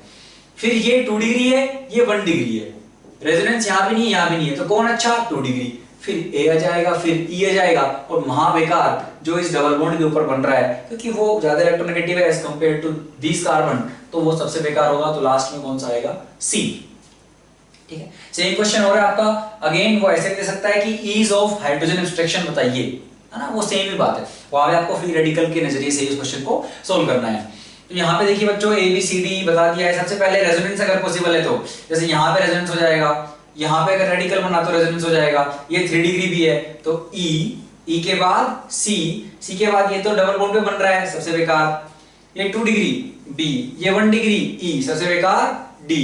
तो इस तरीके से क्या है, आप इन सब क्वेश्चंस को सोल्व कर सकते हो, काफी आसान थे। अब हम चलते हैं कि भाई कैसे रिंग एक्सपेंशन, रिंग कॉन्ट्रैक्शन, ये सारे कैसे आपको, या मिथाइल शिफ्टिंग, फिनाइल शिफ्टिंग, या फिर हाइड्राइड शिफ्ट, ये सब कैसे होता है, क्यों होता है, ठीक है। ये सारे क्वेश्चन प्रैक्टिस हम यहाँ पे करें। बच्चों यहाँ पे हमने जो बात की है, ये जो हमने ऑर्डर लिखा है, ये हमने ऑर्डर लिखा है ईज का, मतलब कहाँ पे रेडिकल स्टेबल होगा, तो बॉन्ड एनर्जी जस्ट अपोजिट होगी, है ना, हम ऑलरेडी डिस्कस कर चुके हैं। जैसे हमने कहा कि भाई D पे 3 डिग्री विद रेजोनेंस है, तो D पे सबसे आसानी से रेडिकल बनेगा, तो उसकी बॉन्ड एनर्जी सबसे कम होगी। तो अगर बॉन्ड एनर्जी लिखना है तो जस्ट रिवर्स कर लेना, हमने स्टेबिलिटी का ऑर्डर लिखा है इन बोथ द केसेस, ठीक है। चलिए, और अगेन यहाँ पे E हमने 2 बार लिख लिया है, तो मतलब ये वाला सबसे मोस्ट स्टेबल कौन था, ये तो आई थिंक वो आपको पता है, ये वाला ये इसको कुछ F नाम दे दीजिए, यहाँ पे F हो जाएगा, ठीक है। तो ये सब क्या है आपके मतलब आसान है, मतलब ये सब थोड़ी थोड़ी सी मिस्टेक्स थी तो मैंने जस्ट ऑब्जर्व किया तो आपको यहाँ पे मैं बता दे रहा हूँ।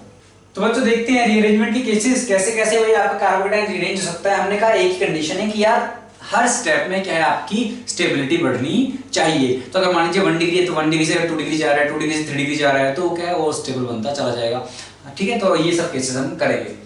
तो पहला क्वेश्चन देखिए, how many can undergo rearrangement. तो ये आपको केसेस दिए गए हैं यहाँ पे, तो कितने केसेस यहाँ पे रीअरेंज हो सकते हैं। अच्छा यहाँ पे देखिए, यहाँ पे जो कार्बन है ये ऑलरेडी क्या है आप देख सकते हो 3 डिग्री है, 3 डिग्री मोस्ट स्टेबल, तो यहाँ पे कोई रीअरेंजमेंट की पॉसिबिलिटी नहीं है। ये 1 डिग्री है तो ऑब्वियसली ये 2 डिग्री पे जा सकता है। तो यहाँ पे जो आपके हाइड्रोजन है वो क्या होगा, हाइड्राइड शिफ्ट होगा, वो हाइड्रोजन यहाँ जाएगा, प्लस चार्ज चला जाएगा 2 डिग्री पे, तो यहाँ पे रीअरेंजमेंट होगा। यहाँ पे बच्चों क्या है देखिए, एक 5 मेंबर रिंग है, यहाँ पे क्या है प्लस है, ठीक है। अच्छा तो यहाँ पे क्या हो सकता है, यहाँ पे आपका क्या हो सकता है भाई, आपका ये जो बॉन्ड है, जो आप ये बॉन्ड देख रहे हो, ये बॉन्ड मान लीजिए आपका यहाँ से टूट के यहाँ आ जाता है, ठीक है। तो यहाँ पे क्या होगा, रिंग एक्सपेंशन, यहाँ पे आप क्या कर सकते हो, रिंग एक्सपेंशन कर सकते हैं। इस बॉन्ड को तोड़ के हम यहाँ पे लाएंगे तो हमने देखा 6 मेंबर रिंग बन जाएगी, 6 मेंबर बनी, और प्लस चार्ज कहाँ पे आएगा, ये बॉन्ड टूटा है ना यार, तो जहां से टूटा, कहां से टूटा, यहाँ से, तो एक मिथाइल लगा है वहां से बॉन्ड टूट गया, तो वहां पे आ गया प्लस, और बाकी 1 2 3 4 5 6 इस तरह का बन जाएगा, देखिए है ना। तो आप देख सकते हो ये 3 डिग्री भी हो गया है, रिंग भी 6 मेंबर्ड हो गई है, तो ये आपका इस तरह से क्या है रीअरेंजमेंट यहाँ पे हो सकता है। यहाँ पे आप देखिए क्या हो सकता है, आपका यहाँ पे क्या है, ये 1 डिग्री पे है, तो हम कह रहे हैं 1 डिग्री से ये क्या यहाँ पे आ सकता है, 2 डिग्री पे आ सकता है, हमने कहा बिल्कुल आ सकता है। तो यहाँ पे जो आपके पास हाइड्रोजन है वो क्या है, शिफ्ट कर जाएंगे और आपका वो 2 डिग्री पे आ जाएगा, ये रहा।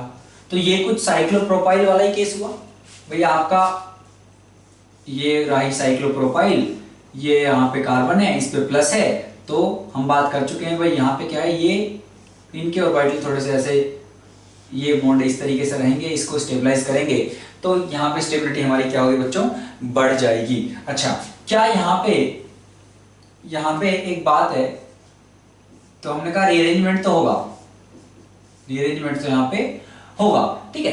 अब साइक्लोप्रोपाइल मिथाइल में एक बात हम और कर सकते हैं कि यार जो आपका ये साइक्लोप्रोपाइल मिथाइल था प्लस, अगर मान लीजिए ये बॉन्ड आपका इधर चला जाता है तो क्या होगा, ये बन जाएगी 4 मेंबर्ड, यहाँ पे जाएगा प्लस।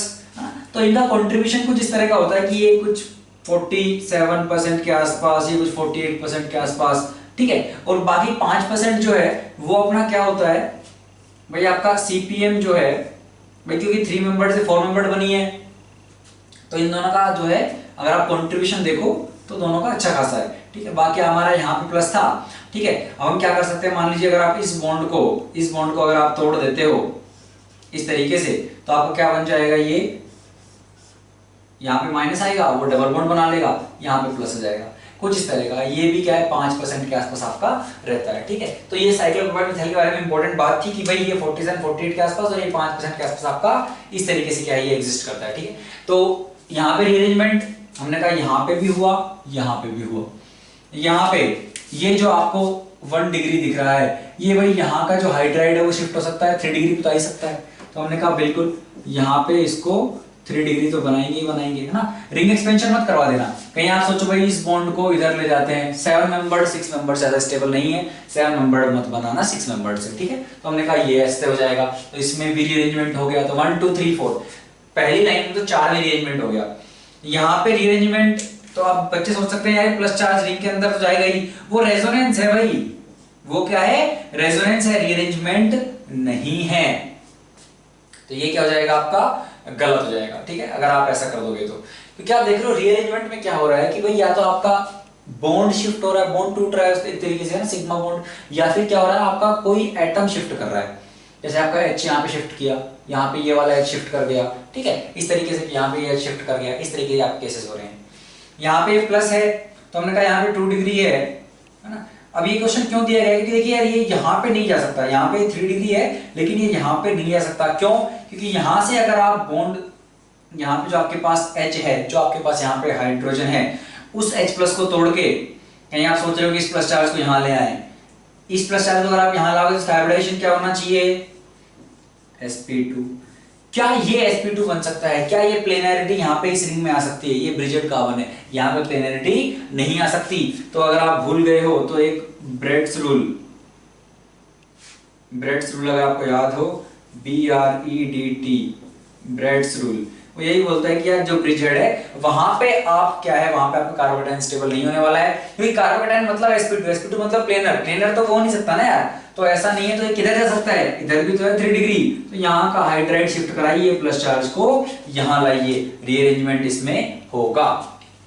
इसमें ऑलरेडी 3 डिग्री है, कहीं जाने की जरूरत नहीं है, इधर इधर तो जा नहीं पाएगा, यहाँ पे 2 डिग्री बन जाएगा, तो कोई रीअरेंजमेंट नहीं होगा। यहाँ पे अगर हम बात करें क्या यहाँ पे होगा, हमने कहा बिल्कुल होगा, ये 1 डिग्री है, यहाँ पे जो हाइड्रोजन दिख रहा है इसको कराइए आप माइग्रेट, ये हाइड्राइड शिफ्ट होगा, प्लस आएगा यहाँ पे, रेजोनेंस होने लगेगा, स्टेबिलिटी बढ़ेगी, तो यहाँ पे आपका हाइड्राइड शिफ्ट होगा। ठीक है, यहाँ पे आप बात करो तो यहाँ पे ये क्या है, 2 डिग्री है, इसको इधर मत करा देना, क्योंकि अगर आप इधर करा दोगे तो ये क्या है, -m वाला ग्रुप है, इसकी हालत खराब कर देगा। तो आप इधर शिफ्ट कराइए ताकि इसके -I जो ये शो करेगा उससे डिस्टेंस भी बढ़ जाए इसकी, और 3 डिग्री भी बन जाएगी, तो हाइपर कॉन्जुगेशन भी ज्यादा होगा और आपका स्टेबिलिटी बढ़ जाएगी। तो हमने कहा इसमें तो होगा। अच्छा, लास्ट के 3 देखिए, ये तो भाई पूरा एक जैसा है, यहाँ पे तो क्या ही करवाओगे, सारे के सारे 2 डिग्री हैं। यहाँ पे इसको अगर आप यहाँ लेके चले गए तो ये ऑक्सीजन अपने क्या है, लोन पेयर देगा, स्टेबिलिटी बढ़ेगी, रीअरेंजमेंट होगा। यहाँ पे क्या होगा बच्चों, यहाँ पे अगर भाई ये मिथाइल जो आप देख रहे हो, अब हाइड्रोजन तो है नहीं, लेकिन मेरे पास पॉसिबिलिटी है कि यार अगर ये मेरा प्लस यहां पहुंच गया तो ये O अपने लोन पेयर देके इसका आउटलेट कंप्लीट कर देगा, लेकिन उसके लिए one of this methyl have to shift, लेकिन शिफ्ट तो वो होंगे क्योंकि यार इसकी स्टेबिलिटी बढ़ जाएगी, आउटलेट कंप्लीट होगा, मॉलिक्यूल और स्टेबल बनेगा, तो इसमें मिथाइल शिफ्ट होगा।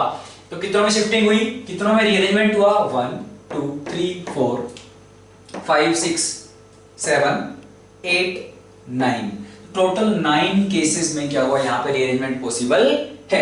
चलिए अब एक क्वेश्चन हमने ये देखा यार कहां पे रीअरेंजमेंट हो सकता है, अभी तक हमने ये देखा, तो उसमें हमने पॉसिबिलिटीज देखी कि क्या आपकी स्टेबिलिटी और बढ़ रही है, अगर मेरी स्टेबिलिटी और बढ़ रही है then rearrange, simple, as simple as that. लेकिन ध्यान रखना ये सब ब्रिजेड कार्बन्स यहां पे मत करा देना ना। चलो अब दूसरा क्वेश्चन जो है अपना वो है कि यार रीअरेंज होगा, ठीक है, प्रोडक्ट क्या बनेगा, मतलब रीअरेंज होके वो क्या बना रहा है वो बता दीजिए हमें, तो बस, है ना, बाकी सब ठीक है। तो ये हम देख लेते हैं एक बार कि भाई क्या क्या बनेगा रीअरेंज होके।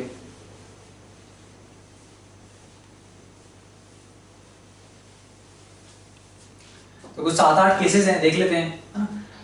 चलिए सबसे पहले सबसे आसान केस करते हैं, ये सबसे आसान है। क्यों है सबसे आसान, आपके पास यहाँ पे क्या है, 1 डिग्री कार्बन है, ठीक है, तो अगर और इस कार्बन पे अगर वो आ गया 3 डिग्री बन जाएगा, लेकिन इस कार्बन पे 3 ग्रुप है, एक फिनाइल है, एक फिनाइल के पैरा पे नाइट्रो, एक फिनाइल के पैरा पे OCH3 है, कौन माइग्रेट करेगा, जो उस कार्बोकेटायन को सबसे ज्यादा स्टेबलाइज कर सकता है।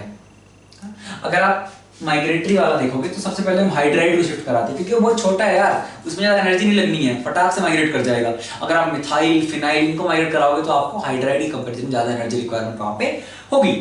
तो यहाँ पे कौन, अब तीनों ही फिनाइल है, तो यहाँ पे वो माइग्रेट करेगा जो उसको सबसे ज्यादा स्टेबल कर सकता है। कौन कर सकता है सबसे ज्यादा स्टेबल, पैरा पे OCH3, तो इसका प्लस M भी काम कर रहा है, सबसे अच्छा इलेक्ट्रॉन डेंसिटी डोनर कौन है, ये, तो कौन माइग्रेट करेगा, ये, तो कौन माइग्रेट करेगा, ये। अब ये माइग्रेट कर गया तो ये कार्बन है, इस कार्बन पे कौन माइग्रेट कर गया,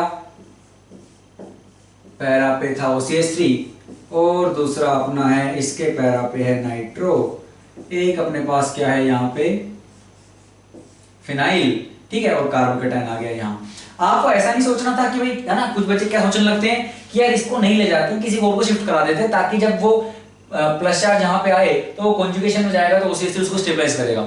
नहीं, आपको ये देखना है कि यार अभी वो तो बाद की बात है, पहले वो रीअरेंज तो हो, तो रीअरेंज कौन करेगा, जो ज्यादा स्टेबलाइज कर सकता है उस प्लस चार्ज को, तो कौन ज्यादा इलेक्ट्रॉन डेंसिटी डोनेट कर सकता है, ये, तो ये करेगा। ठीक, चलिए उसके बाद अगर हम बात करें फर्स्ट की, फर्स्ट में क्या है, देखिए यहां से आप क्या कर सकते हो, ये रिंग एक्सपेंशन का केस है बच्चों, ये 1 डिग्री कार्बोकेटायन है, तो यहाँ पे इस बॉन्ड को शिफ्ट कराइए, ये 5 मेंबर्ड बन जाएगी। 5 मेंबर्ड अगर आपकी बन गई तो वो जिस तरीके से ये हो जाएगी, ठीक है, रिंग एक्सपेंशन हो गया है, 2 डिग्री पे पहुंच गया है, अच्छी बात है। यहाँ पे अगर आप बात करोगे इसमें क्या हो सकता है, इस केस में, अब इस केस में क्यों कंफ्यूजिंग है, यहाँ तो दोनों सिमेट्रिक था, ये बॉन्ड जाए या फिर ये बॉन्ड जाए, सेम प्रोडक्ट बनना है, यहाँ पे सेम प्रोडक्ट नहीं बनेगा। यहाँ पे मेरे पास दो पाथ हैं, पाथ नंबर 1 कि ये माइग्रेट करे, पाथ नंबर 2 कि ये बॉन्ड जाए, ठीक है। अगर ब्लैक वाला गया तो ध्यान देना कि भाई ये बॉन्ड टूट के मेरा इधर चला जाएगा, तो ये यहां से इधर अटैच हो जाएगा, तो ये अगर इधर अटैच हो कितनी रिंग बनेगी, 1 2 3 4 5 रिंग बनेगी 5 की। सीधी सी बात है, 4 की है, एक बॉन्ड अगर शिफ्ट करेगा तो 5 की बनेगी। और प्लस चार्ज कहाँ आएगा, जहां से वो टूटा है, कहां से टूटा है, यहां से, तो मान लो कहीं से टूट गया, यहाँ प्लस आ गया, उस प्लस के साइड वाले पे मिथाइल है, यहाँ मिथाइल है, इस तरीके से। दूसरा केस देखना है ना, अगर ये बॉन्ड शिफ्ट करता तो क्या होता, तो रिंग तो 5 की बनेगी, पहले बना देते हैं, ठीक है। अगर ये शिफ्ट करेगा तो प्लस कहाँ आया, यहाँ पे प्लस आएगा, एक जगह प्लस लगा दिया हमने, उस प्लस के साइड में क्या है, जो शिफ्ट हुआ वो भी है, तो ये, और उसके बाद मिथाइल है, तो अब वो रीअरेंज नहीं हो पाएगा इधर। ऐसा मत सोचना कि यार ये 2 डिग्री है, यहाँ पे 3 डिग्री है तो भगा लेते हैं, नहीं, उसके बीच में देखो 2 डिग्री है, तो 2 डिग्री से 2 डिग्री माइग्रेशन आपका नहीं होने वाला है। आप अगर ये कर दोगे तो आप माइनस पाओगे, लेकिन यहाँ पे ये 2 डिग्री है, ये 3 डिग्री है, एक बार और माइग्रेट करेगा तो आपकी स्टेबिलिटी और बढ़ेगी, यहाँ पे प्लस आएगा। तो कौन सा शिफ्ट करेगा बॉन्ड, आपका ब्लैक वाला शिफ्ट करेगा, ना कि रेड वाला। रेड वाला अगर शिफ्ट कर गया तो 2 डिग्री रह जाएगा, कार्बोकेटाइन आपका 3 डिग्री नहीं बन पाएगा, है ना। अगेन ये 2 से 2 का शिफ्ट मत कराना ये सोच के कि आगे 3 डिग्री है, गलत, ठीक है। चलिए ये हो गया। वो देखिए आपका क्या है, 7 मेंबर्ड रिंग पे प्लस है, तो भाई जैसे आपका रिंग एक्सपेंशन हुआ 4 से 5 बनाई, तो हम वहां पे क्या कर सकते हैं, आपका 7 से 6 भी तो बना सकते हैं। आपके पास कुछ ऐसा है, वाह, तो इसको थोड़ा ताकि ये लगे कि ये रिंग 7 मेंबर्ड है। चलिए यहाँ पे प्लस है, तो मैं क्या कर सकता हूं भाई, यहां पे अगर आपका प्लस है तो आप कुछ ऐसा करिए कि जैसे अगर मान लीजिए ये बॉन्ड जो है, आप इस बॉन्ड को तोड़ देते हो ऐसे और इधर ले जाते हो, ठीक है, तो आपकी रिंग कितने की बन गई भाई, 1 2 3 4 5 6 मेंबर्ड रिंग, और उस 6 मेंबर्ड रिंग से ये एक ग्रुप लटका रहेगा बाहर, और प्लस कहाँ आएगा, बॉन्ड टूटा यहां से, प्लस आएगा यहाँ। अब ये 1 डिग्री है, यहाँ 3 डिग्री बन सकता है, तो ये दोबारा रीअरेंज कर जाएगा, ये लीजिए, है ना, कुछ इस तरह का। तो आपको वही देखना है कि यार अभी तो आप बड़ी क्लियर है कि यार 4 डिग्री 4 मेंबर थी, 5 बना दी, 7 थी, 6 बना दी, तो रिंग कॉन्ट्रैक्शन का केस था वो, ये रिंग एक्सपेंशन का केस था। रिंग एक्सपेंशन भी किधर से करनी है, जब अलग अलग साइड्स हो, तो वो आपको सोचना है, ठीक है। अच्छा, वैसा ही एक क्वेश्चन आपका ये है कि किधर से आपको क्या करना है, ये क्वेश्चन भी अच्छा क्वेश्चन है, हम इसको डिस्कस करेंगे। उसके पहले हम डिस्कस करते हैं इस वाले को, ये रहा, एक 6 मेंबर्ड है, उसके साइड में 4 मेंबर्ड है, तो आसान सी बात है बच्चों, क्या करिए, ये वाला जो बॉन्ड आपको दिख रहा है यहाँ पे, आप इस वाले बॉन्ड को शिफ्ट कराइए यहाँ पे, इधर ले आइए, तो क्या बनेगा, एक 6 मेंबर्ड थी, उसको हमने कुछ नहीं किया, उस 6 मेंबर्ड पे देखिए यहाँ पे एक ऑलरेडी अटैच था, तो 1 2 3 4, और इस पे अटैच हो गया 5, तो कुछ इस तरह का 5 की हो गई, प्लस कहाँ आएगा, जहां से बॉन्ड टूटा है, बॉन्ड कहां से टूटा है, यहाँ से टूटा है, तो यहाँ पे प्लस आएगा, ये लीजिए, है ना, ऑलरेडी स्टेबल है, 3 डिग्री है, गुड। अब इसी में एक थोड़ा सा ट्विस्ट है कि पहले तो सिमेट्रिक था, अब इधर मिथाइल ग्रुप लग गया है, अब कौन सा शिफ्ट करेगा, ठीक है। तो 5 मेंबर्ड है अपने पास, और हमने उधर क्या लगा दिया है, तो इस तरह का केस है अपने पास इस बार।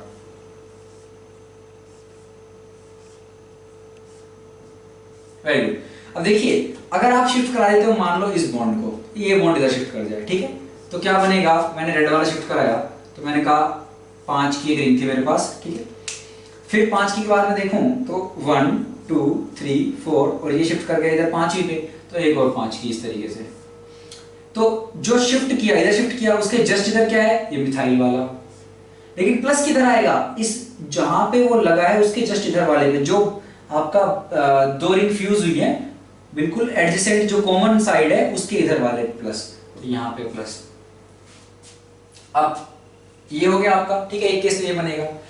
दूसरा केस सोचते हैं, अगर मान लो आपका ये वाला जो बॉन्ड है, ये बॉन्ड अगर शिफ्ट करता तो क्या बनता, तो क्या बनता भाई, आपकी एक 5 मेंबर रिंग थी, ठीक है। अगर आप इसको शिफ्ट कराओगे तो क्या होगा भाई, 5 मेंबर तो बना देते हैं पहले, सोचना नहीं है, ठीक है। 5 मेंबर बना दी, प्लस कहां आएगा, जहां से बॉन्ड टूटा, बॉन्ड कहां से टूटा, यहां से टूटा। लेकिन जो अटैच हुई साइड जाके अब उस साइड के उधर नहीं है सी मिथाइल ग्रुप, समझ रहे हो ना, जिधर प्लस आया इधर। अब ये बॉन्ड उठ के चला गया आपका, तो ये बॉन्ड उठ के गया यहाँ पे, तो उसके जस्ट पास कौन होगा, ये, फिर थर्ड पे, तो 1 2 थर्ड पे, ऐसे। तो यहाँ पे आपका मिथाइल ग्रुप बच्चों क्या है, आपका इस तरीके से रहेगा। अब यहाँ पे अगर हम देखिए कौन ज्यादा स्टेबल होगा, तो आप कह सकते हो यार यहाँ पे देखिए कितने आपके अल्फा हैं भाई, यहाँ पे आपके देखिए, यहाँ पे तो आपके कह सकते हो 1 2 अल्फा हाइड्रोजन, 2 अल्फा हाइड्रोजन, यहाँ पे है 5 अल्फा, ठीक है। यहाँ पे ये वाला प्लस हम यहाँ लेके चले जाते हैं, इस पे हाइड्राइड शिफ्ट कराते हैं, प्लस को लेके जाते हैं यहाँ पे 3 अल्फा 2 5 1 6 अल्फा, ठीक है। तो कौन ज्यादा स्टेबल हो गया बच्चों, ये वाला केस। तो आप इस तरीके से क्या सोच सकते हो कि भाई कौन सा माइग्रेट करेगा, और आपका यहाँ पे 6 अल्फा वाला केस यहाँ पे बन रहा है, ठीक। तो ये सब आप सोच सकते हो। उसके अलावा जो लास्ट क्वेश्चन हमने छोड़ा है, ये वाला क्वेश्चन बच्चों आपके लिए होमवर्क है, इस वाले क्वेश्चन को आप करने ट्राई करना, अच्छा क्वेश्चन है, ठीक है। तो ये अपना हो गया कार्बोकेटाइन वाला। अब हम चलेंगे इसके आगे कि आपका हीट ऑफ हाइड्रोजनेशन की तरफ। बच्चों आगे बढ़ते हैं और देखते हैं कि डेल्टा एच हाइड्रोजनेशन को हम कैसे कंपेयर करेंगे अलग अलग मॉलिक्यूल्स में। पहले समझते हैं कि डेल्टा एच हाइड्रोजनेशन का मतलब क्या है, ठीक है। हमारे पास क्या है, आप देख सकते हो अनसैचुरेटेड कंपाउंड्स हैं, ठीक है। तो इस अनसैचुरेटेड कंपाउंड में हम क्या करेंगे, H2 का एडिशन करेंगे डबल बॉन्ड के अक्रॉस, और इसको एक सैचुरेटेड कंपाउंड में कन्वर्ट करेंगे। तो डबल बॉन्ड के अक्रॉस आपका HH लग जाएगा और ये एक सैचुरेटेड कंपाउंड बन जाएगा। तो अपन जितनी भी डबल बॉन्ड्स होंगे, क्या है वहां पे हम बात कर रहे होंगे कि यार उन डबल बॉन्ड्स को अपने को गायब करना है बेसिकली, तो वो आपका क्या हो जाएगा, वहां पे हाइड्रोजनेशन हो जाएगा, बेसिकली हाइड्रोजन जाके वहां पे लग चुकी है। अब क्या होता है कि हम बोलते हैं कि यार आपकी जो डेल्टा एच हाइड्रोजनेशन है वो आपकी स्टेबिलिटी के इनवर्सली प्रोपोर्शनल है, मतलब अगर कोई स्टेबल ज्यादा है तो उसकी डेल्टा एच हाइड्रोजनेशन कम होगी। क्यों, समझना। जैसे पहला एग्जांपल है, इसमें क्या है, जब इन सब में इस डबल बॉन्ड के अक्रॉस HH लग जाएंगे तो सब में आपको सेम प्रोडक्ट मिलेगा, क्या, 1 2 डाइमिथाइल, ये मिलेगा 1 2 डाइमिथाइल साइक्लोप्रोपेन, ठीक है। तो मान लो भाई अभी क्या है, हम बोल रहे हैं कि यार आपका स्टार्टिंग में जो मान लीजिए यहाँ पे है रिएक्टेंट, ठीक है। तो उसमें H2 को पहले ट्रांजिशन स्टेट आएगी, फिर आपका इस तरह से H2 एडिशन हुआ और फाइनली प्रोडक्ट आपका मोस्ट स्टेबल होगा रिएक्टेंट से। क्यों, क्योंकि हम क्या है, पाई बॉन्ड को तोड़ के सिग्मा बॉन्ड वहां पे बना रहे हैं, सिग्मा बॉन्ड भी मोस्ट स्टेबल, तो आपकी हीट एनर्जी क्या होगी, वहां पे रिलीज होगी। अच्छा, तो ये जो डिफरेंस है ये है आपका डेल्टा एच हाइड्रोजनेशन, ठीक है। अब समझना कि रिएक्टेंट जितना ऊपर होगा इधर एनर्जी डायग्राम में, जितनी ज्यादा उसकी एनर्जी होगी, आपका जो डेल्टा होगा वो उतना ही ज्यादा होगा, मतलब डेल्टा एच हाइड्रोजनेशन उतना ही ज्यादा होगा। और रिएक्टेंट की ज्यादा एनर्जी मतलब क्या हुआ कि वो कम स्टेबल है, उसकी एनर्जी ज्यादा है, तो जितनी ज्यादा एनर्जी रिएक्टेंट की होगी वो इतना कम स्टेबल होगा और उतना ही ज्यादा डेल्टा होगा। मतलब heat of hydrogenation would be more if your reactant is more, क्या बोल सकते हैं हम, more, I mean if your reactant has more energy और if your reactant is less stable, right. अच्छा, इस बात को ध्यान में रखते हुए हम कि भाई अगर स्टेबल कोई ज्यादा है, स्टेबल ज्यादा है तो उसकी हीट ऑफ हाइड्रोजनेशन क्या होगी, कम होगी। स्टेबल कम है तो हीट ऑफ हाइड्रोजनेशन ज्यादा होगी। Basically heat of hydrogenation is inversely proportional to your stability. अच्छा, पहला क्वेश्चन देखिए, स्टेबिलिटी कैसे कंपेयर करेंगे। हमने कहा यार एक ही डबल बॉन्ड है, तो हम क्या देख रहे हैं यहाँ पे, रेजोनेंस जैसा कुछ हो नहीं सकता है। हाइपर कंजुगेशन, हाइपर कंजुगेशन आप देखने जाओगे 3 अल्फा यहाँ, 3 अल्फा, 2 अल्फा यहाँ, 2 अल्फा यहाँ पे हो गए 8 अल्फा, यहाँ पे कितने हो गए, 3 अल्फा यहाँ, 1 अल्फा यहाँ, 4 2 यहाँ, 6 अल्फा, यहाँ पे कितने हो गए, 2 अल्फा यहाँ, 1 अल्फा यहाँ, 3 अल्फा, और इसके 2 अल्फा यहाँ, 1 अल्फा यहाँ, 3 अल्फा। लेकिन ये एंडोसाइक्लिक है, वो एक्सोसाइक्लिक है, इस वजह से क्या हो जाएगा, ठीक है, इस वजह से आपका हो जाएगा भाई कि एंडो आपका ज्यादा स्टेबल होता है एज कंपेयर टू एक्सो। तो अगर हम स्टेबिलिटी की बात करें तो स्टेबिलिटी हो जाएगी सीधी सीधी, A is greater than B is greater then C is greater then D। तो आपकी हीट ऑफ हाइड्रोजनेशन क्या होगी, reverse of stability, means D would be greater than C would be greater than B would be greater than A। इस तरह से आप बोल सकते हो। क्वेश्चन नंबर 2 देखिए, क्वेश्चन नंबर 2 में आप वीडियो पॉज करके बच्चों सारे क्वेश्चन ट्राई कीजिए। मैं बार बार इसलिए बोल रहा हूँ क्योंकि तभी आपका फायदा है ना, सारे ऐसे देखते जाओगे कोई मतलब नहीं है। तो क्वेश्चन नंबर 2 देखिए, इसमें क्या है, डबल बॉन्ड इधर है ना। अब इसमें एंडो एक्सो का अगर आप लगाने लग जाओगे कॉन्सेप्ट तो आपका गलत हो जाएगा। क्यों? क्योंकि ये बहुत ही छोटे रिंग है, यहाँ पे स्ट्रेन ऑलरेडी बहुत ज्यादा है। अब यहाँ पे आप देखिए, जब अंदर डबल बॉन्ड होगा, जब अंदर डबल बॉन्ड होगा तो क्या होगा, आपके ये कार्बन क्या बन चुका है, sp2। sp2 मतलब एंगल होना चाहिए 120, और वहां पे एंगल कितना है, 60। sp3 ही अच्छा था यार, कम से कम वो 109 की डिमांड कर रहा था, sp2 120 की डिमांड कर रहा है। तो मतलब ये अगर अंदर रहेगा तो हमें नुकसान है ना। आप एक साइक्लोप्रोपेन में, आप एक 3 मेंबर्ड रिंग में अंदर डबल बॉन्ड बना रहे हो तो वो उसकी स्टेबिलिटी को बहुत घटा देगा, मतलब वो ज्यादा अनस्टेबल बन जाएगा। तो ये दोनों इसकी कंपैरिजन में क्या है, अनस्टेबल है। मतलब स्टेबिलिटी की अगर मैं बात करूं तो A ग्रेटर देन, यहां पे आप अल्फा हाइड्रोजन चेक कर लो, 3 अल्फा यहां से आएंगे, 2 अल्फा यहां से, 5 अल्फा, और यहां से कितना आएगा, एक ही अल्फा आएगा। तो A C B ये हो गया स्टेबिलिटी ऑर्डर। तो हीट ऑफ हाइड्रोजनेशन का ऑर्डर क्या हो जाएगा, B greater than C greater than A। ठीक है, अच्छा कंबशन भी बता सकते हो, स्टेबिलिटी का ऑर्डर पता है तो ठीक। अच्छा अगला क्वेश्चन देखिए, क्वेश्चन नंबर 3। क्वेश्चन नंबर 3 में अगर आप देखो तो आपके पास दो डबल बॉन्ड्स हैं और हमें s2 एडिशन करना है। क्या होगा भाई, देखिए अपने को पता है कि यार हाइपर कंजुगेशन तो ठीक है, लेकिन रेजोनेंस की उससे ज्यादा प्रायोरिटी है। रेजोनेंस मॉलिक्यूल की स्टेबिलिटी को ज्यादा बढ़ाएगा as compare to hyper conjugation. तो आप C चेक कीजिए, यहाँ पे रेजोनेंस है, D चेक कीजिए, यहाँ पे रेजोनेंस है। यहाँ पे रेजोनेंस के साथ साथ हाइपर कंजुगेशन अगर आप देखोगे, 3 अल्फा इधर, 3 अल्फा इधर, 6 2 8 2 10 10 अल्फा। यहाँ पे कितने अल्फा है, एक अल्फा, यहाँ एक अल्फा, यहाँ पे 2 अल्फा है, यहाँ पे 10 अल्फा है, रेजोनेंस भी है। ठीक है, और यहाँ पे रेजोनेंस है नहीं, तो सबसे स्टेबल कौन सा हो गया, C। उसके बाद कौन हो गया, D, रेजोनेंस की वजह से। यहाँ पे अल्फा की नहीं, क्योंकि यहाँ पे रेजोनेंस नहीं है। अल्फा किसके ज्यादा है, 2 अल्फा यहाँ, 2 अल्फा यहाँ, 3 अल्फा यहाँ, ऑब्वियसली C के ज्यादा है। इसके पास तो केवल 2 यहाँ पे है, 1 यहाँ पे है, तो आपका B देन A, और इसका रिवर्स हो जाएगा आपका हीट ऑफ हाइड्रोजनेशन का ऑर्डर। सिमिलरली क्वेश्चन नंबर 4 काफी आसान है। आप देखिए एक ही डबल बॉन्ड है तो अल्फा हाइड्रोजन देखेंगे तो सबसे ज्यादा अल्फा हाइड्रोजन तो मुझे यहां दिख रहे हैं, 3 4 जा 12 अल्फा। यहाँ पे कितने हैं, 6 अल्फा। यहाँ पे कितने हैं, 9 अल्फा, और यहाँ पे कितने हैं, 6 अल्फा। लेकिन अपने को पता है ये वाला ज्यादा स्टेबल होता है एज कंपेयर टू ये, है ना। और इसमें भी ट्रांस ज्यादा होता है सिस से स्टेबल, है ना। हमने अभी डिस्कस किया था ये वाला केस, है ना। तो इस ये वाला क्यों आपका ज्यादा है अगर हम बात करें, ठीक है। तो ये वाला बच्चों हम डिस्कस करेंगे नेक्स्ट जो टॉपिक हम पढ़ने वाले हैं, हीट ऑफ कंबशन, जब हम पढ़ेंगे तो वहां पे थोड़ा सा इसके बारे में बताया जाएगा, ठीक है, कि ये क्यों है। आप समझ सकते हो तो कार्बोकेटाइन, या फिर आप समझ लो हाइपर कंजुगेशन है कार्बोकेटाइन, जैसे 3 डिग्री कार्बोकेटाइन आपका ज्यादा स्टेबल होगा, ठीक है।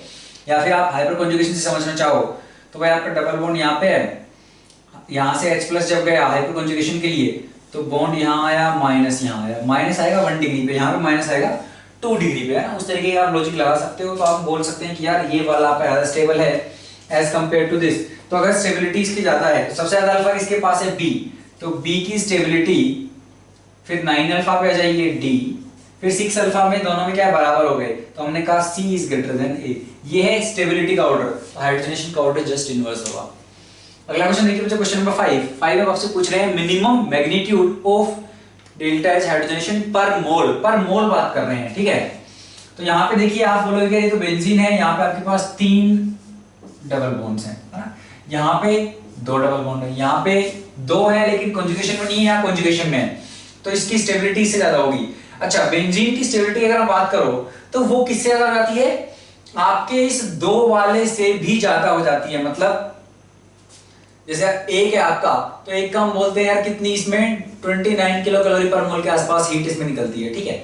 तो जैसे 2 में कितना निकलना चाहिए था, 58 के आसपास निकलना चाहिए था, तो इसमें तो एग्जैक्ट 58 ही होगा, क्योंकि यहाँ पे तो रेजोनेंस भी नहीं है।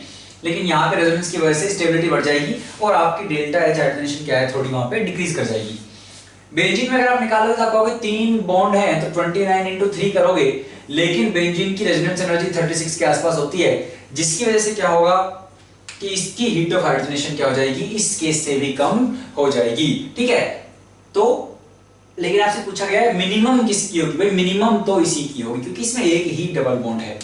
बेंजीन में एरोमेटिसिटी है, रेजोनेंस होगा, ठीक है, लेकिन स्टेबिलिटी उतनी ज्यादा भी नहीं हो जाएगी, है ना। हीट ऑफ हाइड्रोजनेशन उतनी कम भी नहीं हो जाएगी कि भाई आपका क्या बोल रहे हो कि एक डबल बॉन्ड को अगर हम क्या करें, हाइड्रोजनेशन करें तो उससे भी नीचे आ जाइए, उससे नीचे नहीं आ पाएगा ना, 29 से तो ज़्यादा ही होगी। आप निकाल भी सकते हो, 29 इंटू 3 माइनस 36 कर लीजिए, जो आएगा उसके आसपास आपकी क्या है हीट ऑफ हाइड्रोजनेशन वहाँ पे होगी। तो हमने कहा मिनिमम हीट ऑफ हाइड्रोजनेशन तो आपके जो सिंगल बॉन्ड है वहीं पे देखने को मिलेगी, क्योंकि वो पर मोल पूछ रहा है।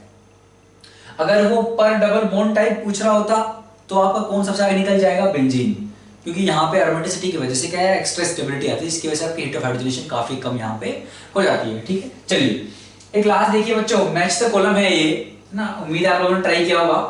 तो इसमें क्या आपको 4 कंपाउंड दिए गए हैं, यहाँ पे एक रफ एस्टिमेशन है हीट ऑफ हाइड्रोजनेशन का, हमें मैच कराना है किसकी क्या हो सकती है ना। तो हम इनकी स्टेबिलिटी को कंपेयर करेंगे और फिर उसके अकॉर्डिंग वैल्यू असाइन कर देंगे।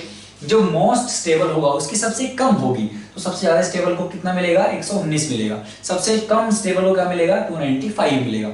अच्छा देखिए यहाँ पे डबल बॉन्ड है, क्या रेजोनेंस हो रहा है, नहीं, बीच में sp3 आ गया। यहाँ पे तो भाई आपका क्यूमुलेटेड डबल बॉन्ड्स हैं, और क्यूमुलेटेड डबल बॉन्ड्स आपके क्या है इसके कंपैरिजन में जहां पे रेजोनेंस नहीं हो रहा उससे भी क्या है कम स्टेबल होंगे, तो इसकी स्टेबिलिटी तो बहुत बेकार होगी। यहाँ पे दोनों केसेस में क्या है आपके सिंगल बॉन्ड्स हैं, और तो इनकी हीट ऑफ हाइड्रोजनेशन सबसे कम होगी ना, एक ही बॉन्ड को अपने को हाइड्रोजनेशन करना है। यहाँ पे आपके पास दो बॉन्ड्स हैं। यहाँ पे अगर आप बात करोगे सी और डी में क्या देखेंगे फिर हम, भाई ये डबल बॉन्ड है लेकिन हम देखेंगे क्या फिर अल्फा, क्योंकि वहां पे हाइड्रोजन कॉन्जुगेशन स्टेबलाइज कर रहा होगा। अल्फा हाइड्रोजन की आप बात करोगे 3 अल्फा यहाँ है, 3 अल्फा यहाँ है, 3 अल्फा यहाँ है, 9 अल्फा, 3 अल्फा यहाँ है, 2 अल्फा यहाँ है, 5 अल्फा। सबसे ज्यादा स्टेबल कौन हुआ, ये। तो सबसे कम हीट ऑफ हाइड्रोजनेशन किसकी हुई, 119 मिलेगा इसको। 119 के बाद नेक्स्ट है 226, वो मिलेगा इसको। सबसे अनस्टेबल ये था, तो 295 मिलेगा इसको। और जो ये है आपका जहां पे कॉन्जुगेशन नहीं हो रहा, आपके सेपरेटेड हैं डबल बॉन्ड्स, वो हो जाएगा 252। कुछ इस तरह का क्या है आपका इसका आंसर हो जाएगा। चलिए बच्चों अगला टॉपिक देखते हैं। अगले टॉपिक हम देखेंगे कि यार आपका rotational energy barrier, dipole moment और हीट ऑफ कंबशन को हम डिस्कस यहाँ पे करेंगे। बच्चों आगे बढ़ते हैं और देखते हैं। तो अब हमारा टॉपिक है डायपोल रोटेशनल एनर्जी बैरियर। तो हम देखने वाले हैं कि डायपोल मोमेंट किसकी ज्यादा है, कम है।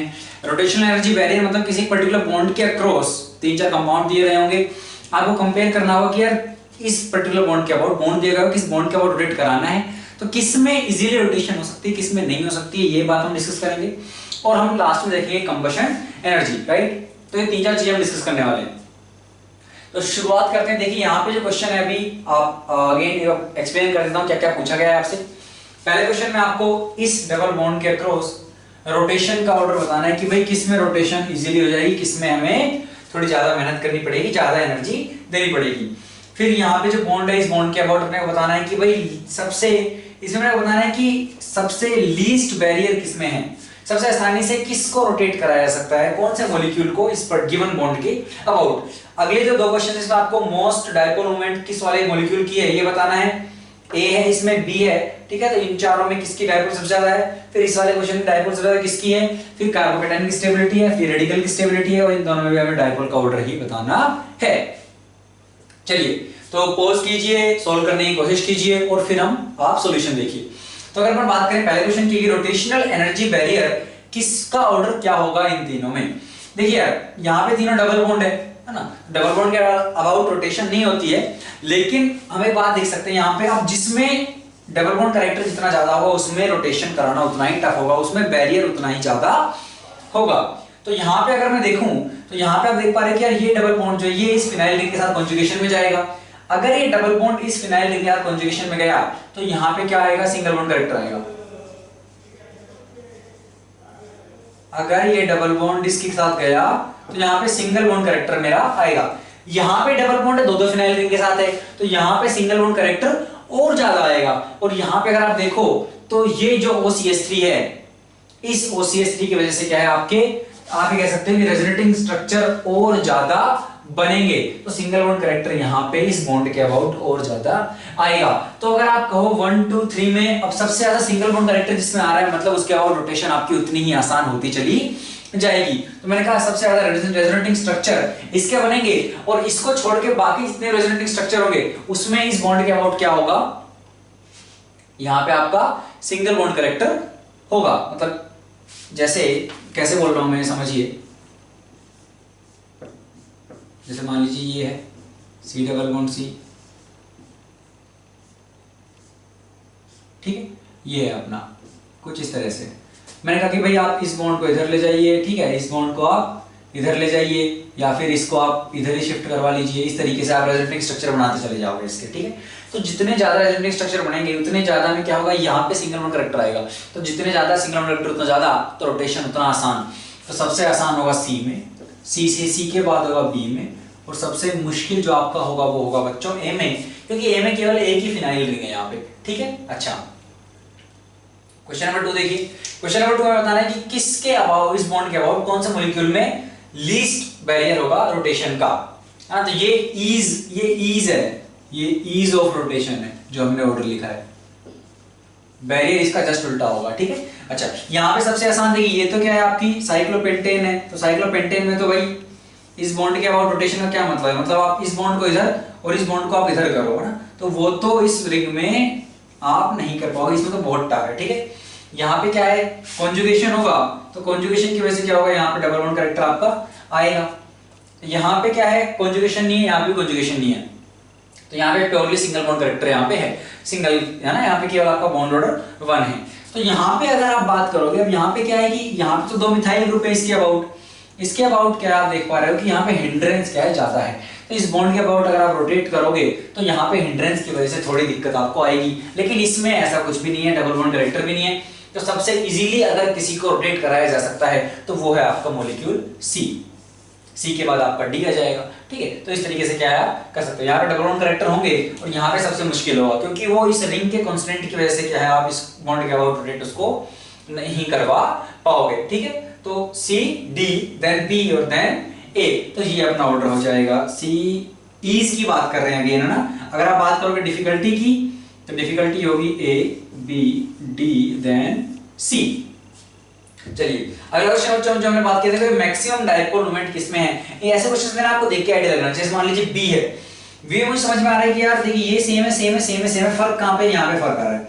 तो यहाँ पे क्या है, देखिए ये जो साइक्लोप्रोपेन आपको दिख रहा है, प्रोपीन, यहाँ पे 2 पाई इलेक्ट्रॉन तो ये रहे, तो यहाँ पे क्या कैरेक्टरिस्टिक रहेगा कि यार ये प्लस रहे और माइनस रहे इस पे। क्यों ऐसा करते ही आप देख पा रहे हो कि ये एरोमेटिक रिंग बन गई है, तो ये डायपोल इसमें काफी ज्यादा होगा, ये प्लस माइनस की फॉर्म में ही आप इसको मान सकते हो रहेगा, ठीक है। यहाँ पे डेल्टा माइनस डेल्टा प्लस रहेगा, लेकिन वो उतना ज्यादा चार्ज डिफरेंस नहीं रहेगा जितना चार्ज यहाँ पे क्रिएट हुआ। यहाँ पे पार्शियल चार्जेस होंगे, है ना, इलेक्ट्रोनेगेटिविटी डिफरेंस की वजह से। यहाँ पे प्रॉपर क्योंकि हमें इसको एरोमेटिक बनाना है, तो ये इस तरह से एग्जिस्ट करेगा। तो डायपोल किसकी ज्यादा हुई, इसकी डायपोल ज्यादा होगी। सिमिलरली यहाँ पे भी आप आराम से देख सकते हो कि ये आपको दिया ही हुआ है, तो ये तो आसान हो गया आपके लिए कि इस डायपोल की वजह से क्या है, ये क्योंकि एरोमेटिक बन रहा है तो इसका डायपोल सबसे ज्यादा यहाँ पे होगा। यहाँ पे ऐसा कोई सीन नहीं है क्योंकि ये sp3 आ गया, ये sp3 आ गया, यहाँ पे डबल बॉन्ड है, तो यहाँ पे ऐसा कोई चक्कर नहीं पड़ेगा। सेम बात है, यहाँ पे भी आपका कोई ऐसा चक्कर नहीं पड़ने वाला है। तो यही एक केस है जिसमें आपको एरोमेटिक मिल रहा है, ऐसा करने से तो चार्ज सेपरेशन यहाँ पे आपका रहेगा। तो सी की डायपोल मैक्सिमम होगी, यहाँ पे आपका ए की डायपोल मैक्सिमम होगी, ए और बी में। अगर आप कार्बोकेटाइन की स्टेबिलिटी की बात करो तो हम कुछ क्वेश्चंस ऑलरेडी डिस्कस कर चुके हैं। वहां पे हमने क्या है, साइक्लोप्रोपाइल मिथाइल को भी डिस्कस किया था, सीपीएम कैटायन को, ठीक है। और जहां हमने बात की कि वहां पे भाई आपकी जो बेंट ऑर्बिटल्स है वो उसको स्टेबलाइज कर रहे होंगे। जितनी ज्यादा सीपीएम रिंग लगती जाएगी उतनी ज्यादा स्टेबिलिटी आपकी आती जाएगी। लेकिन ये आपका एरोमेटिक है, ये हमारा 2 4 6, ये आपका जो ट्रोपाइलियम कैटायन है ये आपका 6 पाई इलेक्ट्रॉन्स के साथ एरोमेटिक है। तो आपकी सबसे ज्यादा स्टेबिलिटी तो होगी बी की।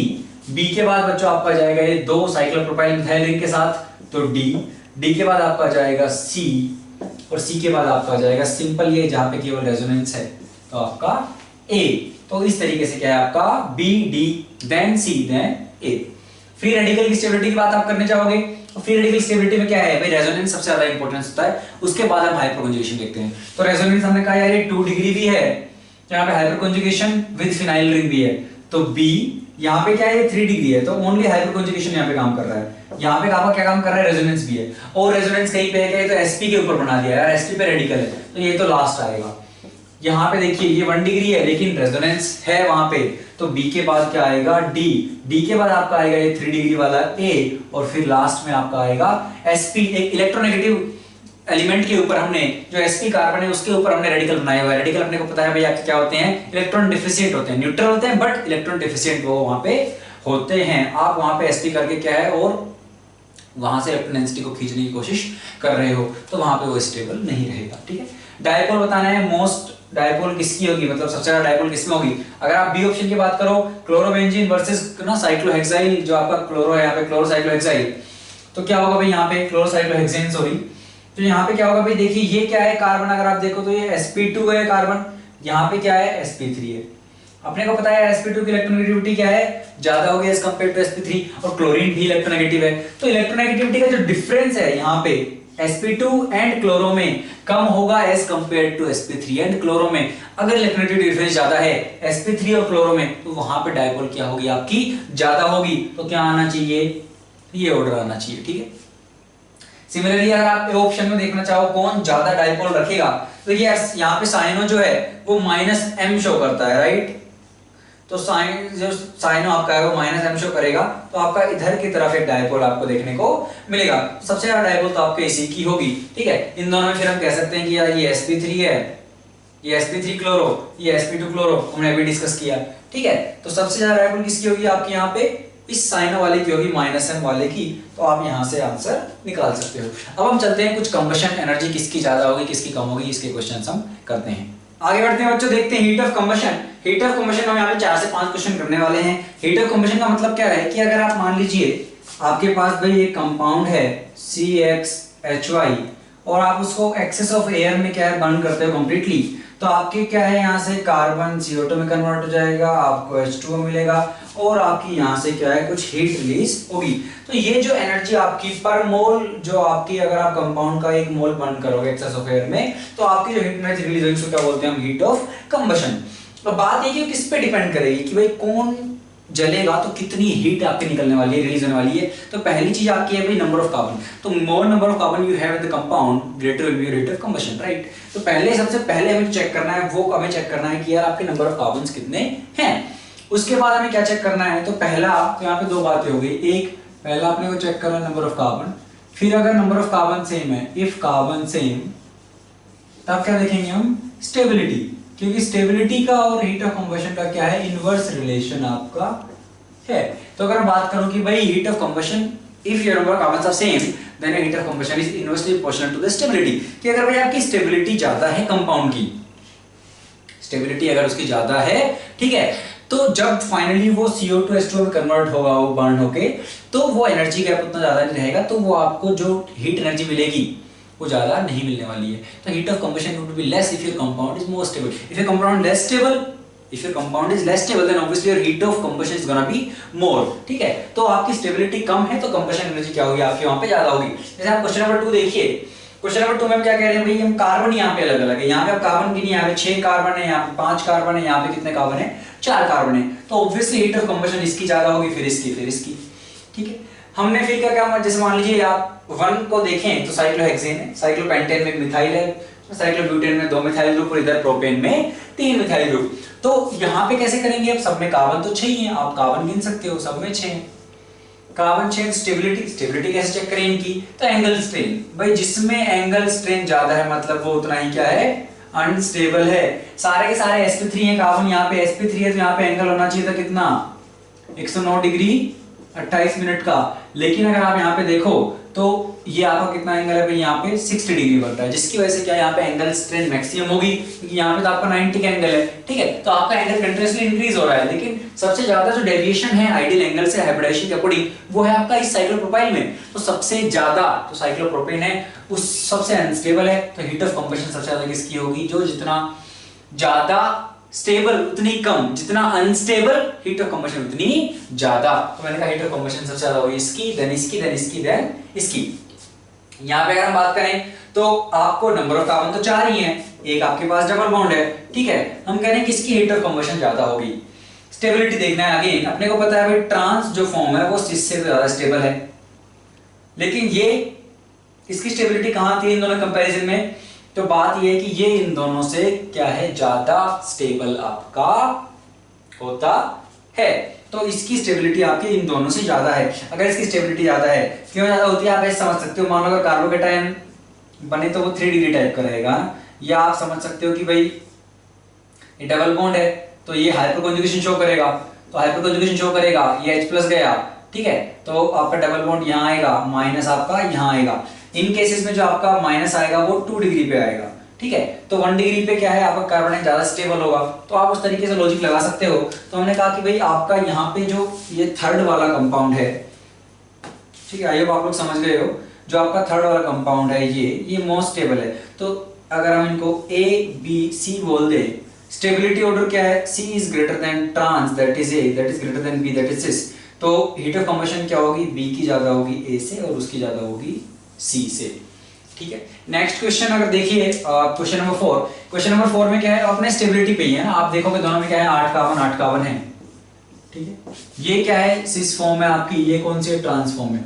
तो अपना क्या है अगर आप बात करो तो 8 to 10 आपकी सिस फॉर्म ही ज्यादा स्टेबल होती है ट्रांस की कंपैरिजन में, यहाँ पे स्ट्रेन ज्यादा होगा ना, तो ऐसे ट्विस्ट होके 8 ही कार्बन है मॉलिक्यूल के अंदर, तो ये फॉर्म आपकी इतनी स्टेबल नहीं होगी। 11 पे जाके आपकी क्या है ना, फ्रॉम 11 ऑनवर्ड्स अगर आपके रिंग में 11 से ज्यादा कार्बन है, एक डबल बॉन्ड है, तब आपकी ट्रांसफॉर्म स्टेबल होने लगती है। लेकिन अगर आप बात करोगे 8 कार्बन 9 कार्बन 10 कार्बन, इनमें क्या है आपकी सिस फॉर्म ही ज्यादा स्टेबल होती है। तो अगर सिस स्टेबल है ट्रांस से, हीट ऑफ कंबशन किसकी ज्यादा होगी, ट्रांस की, राइट।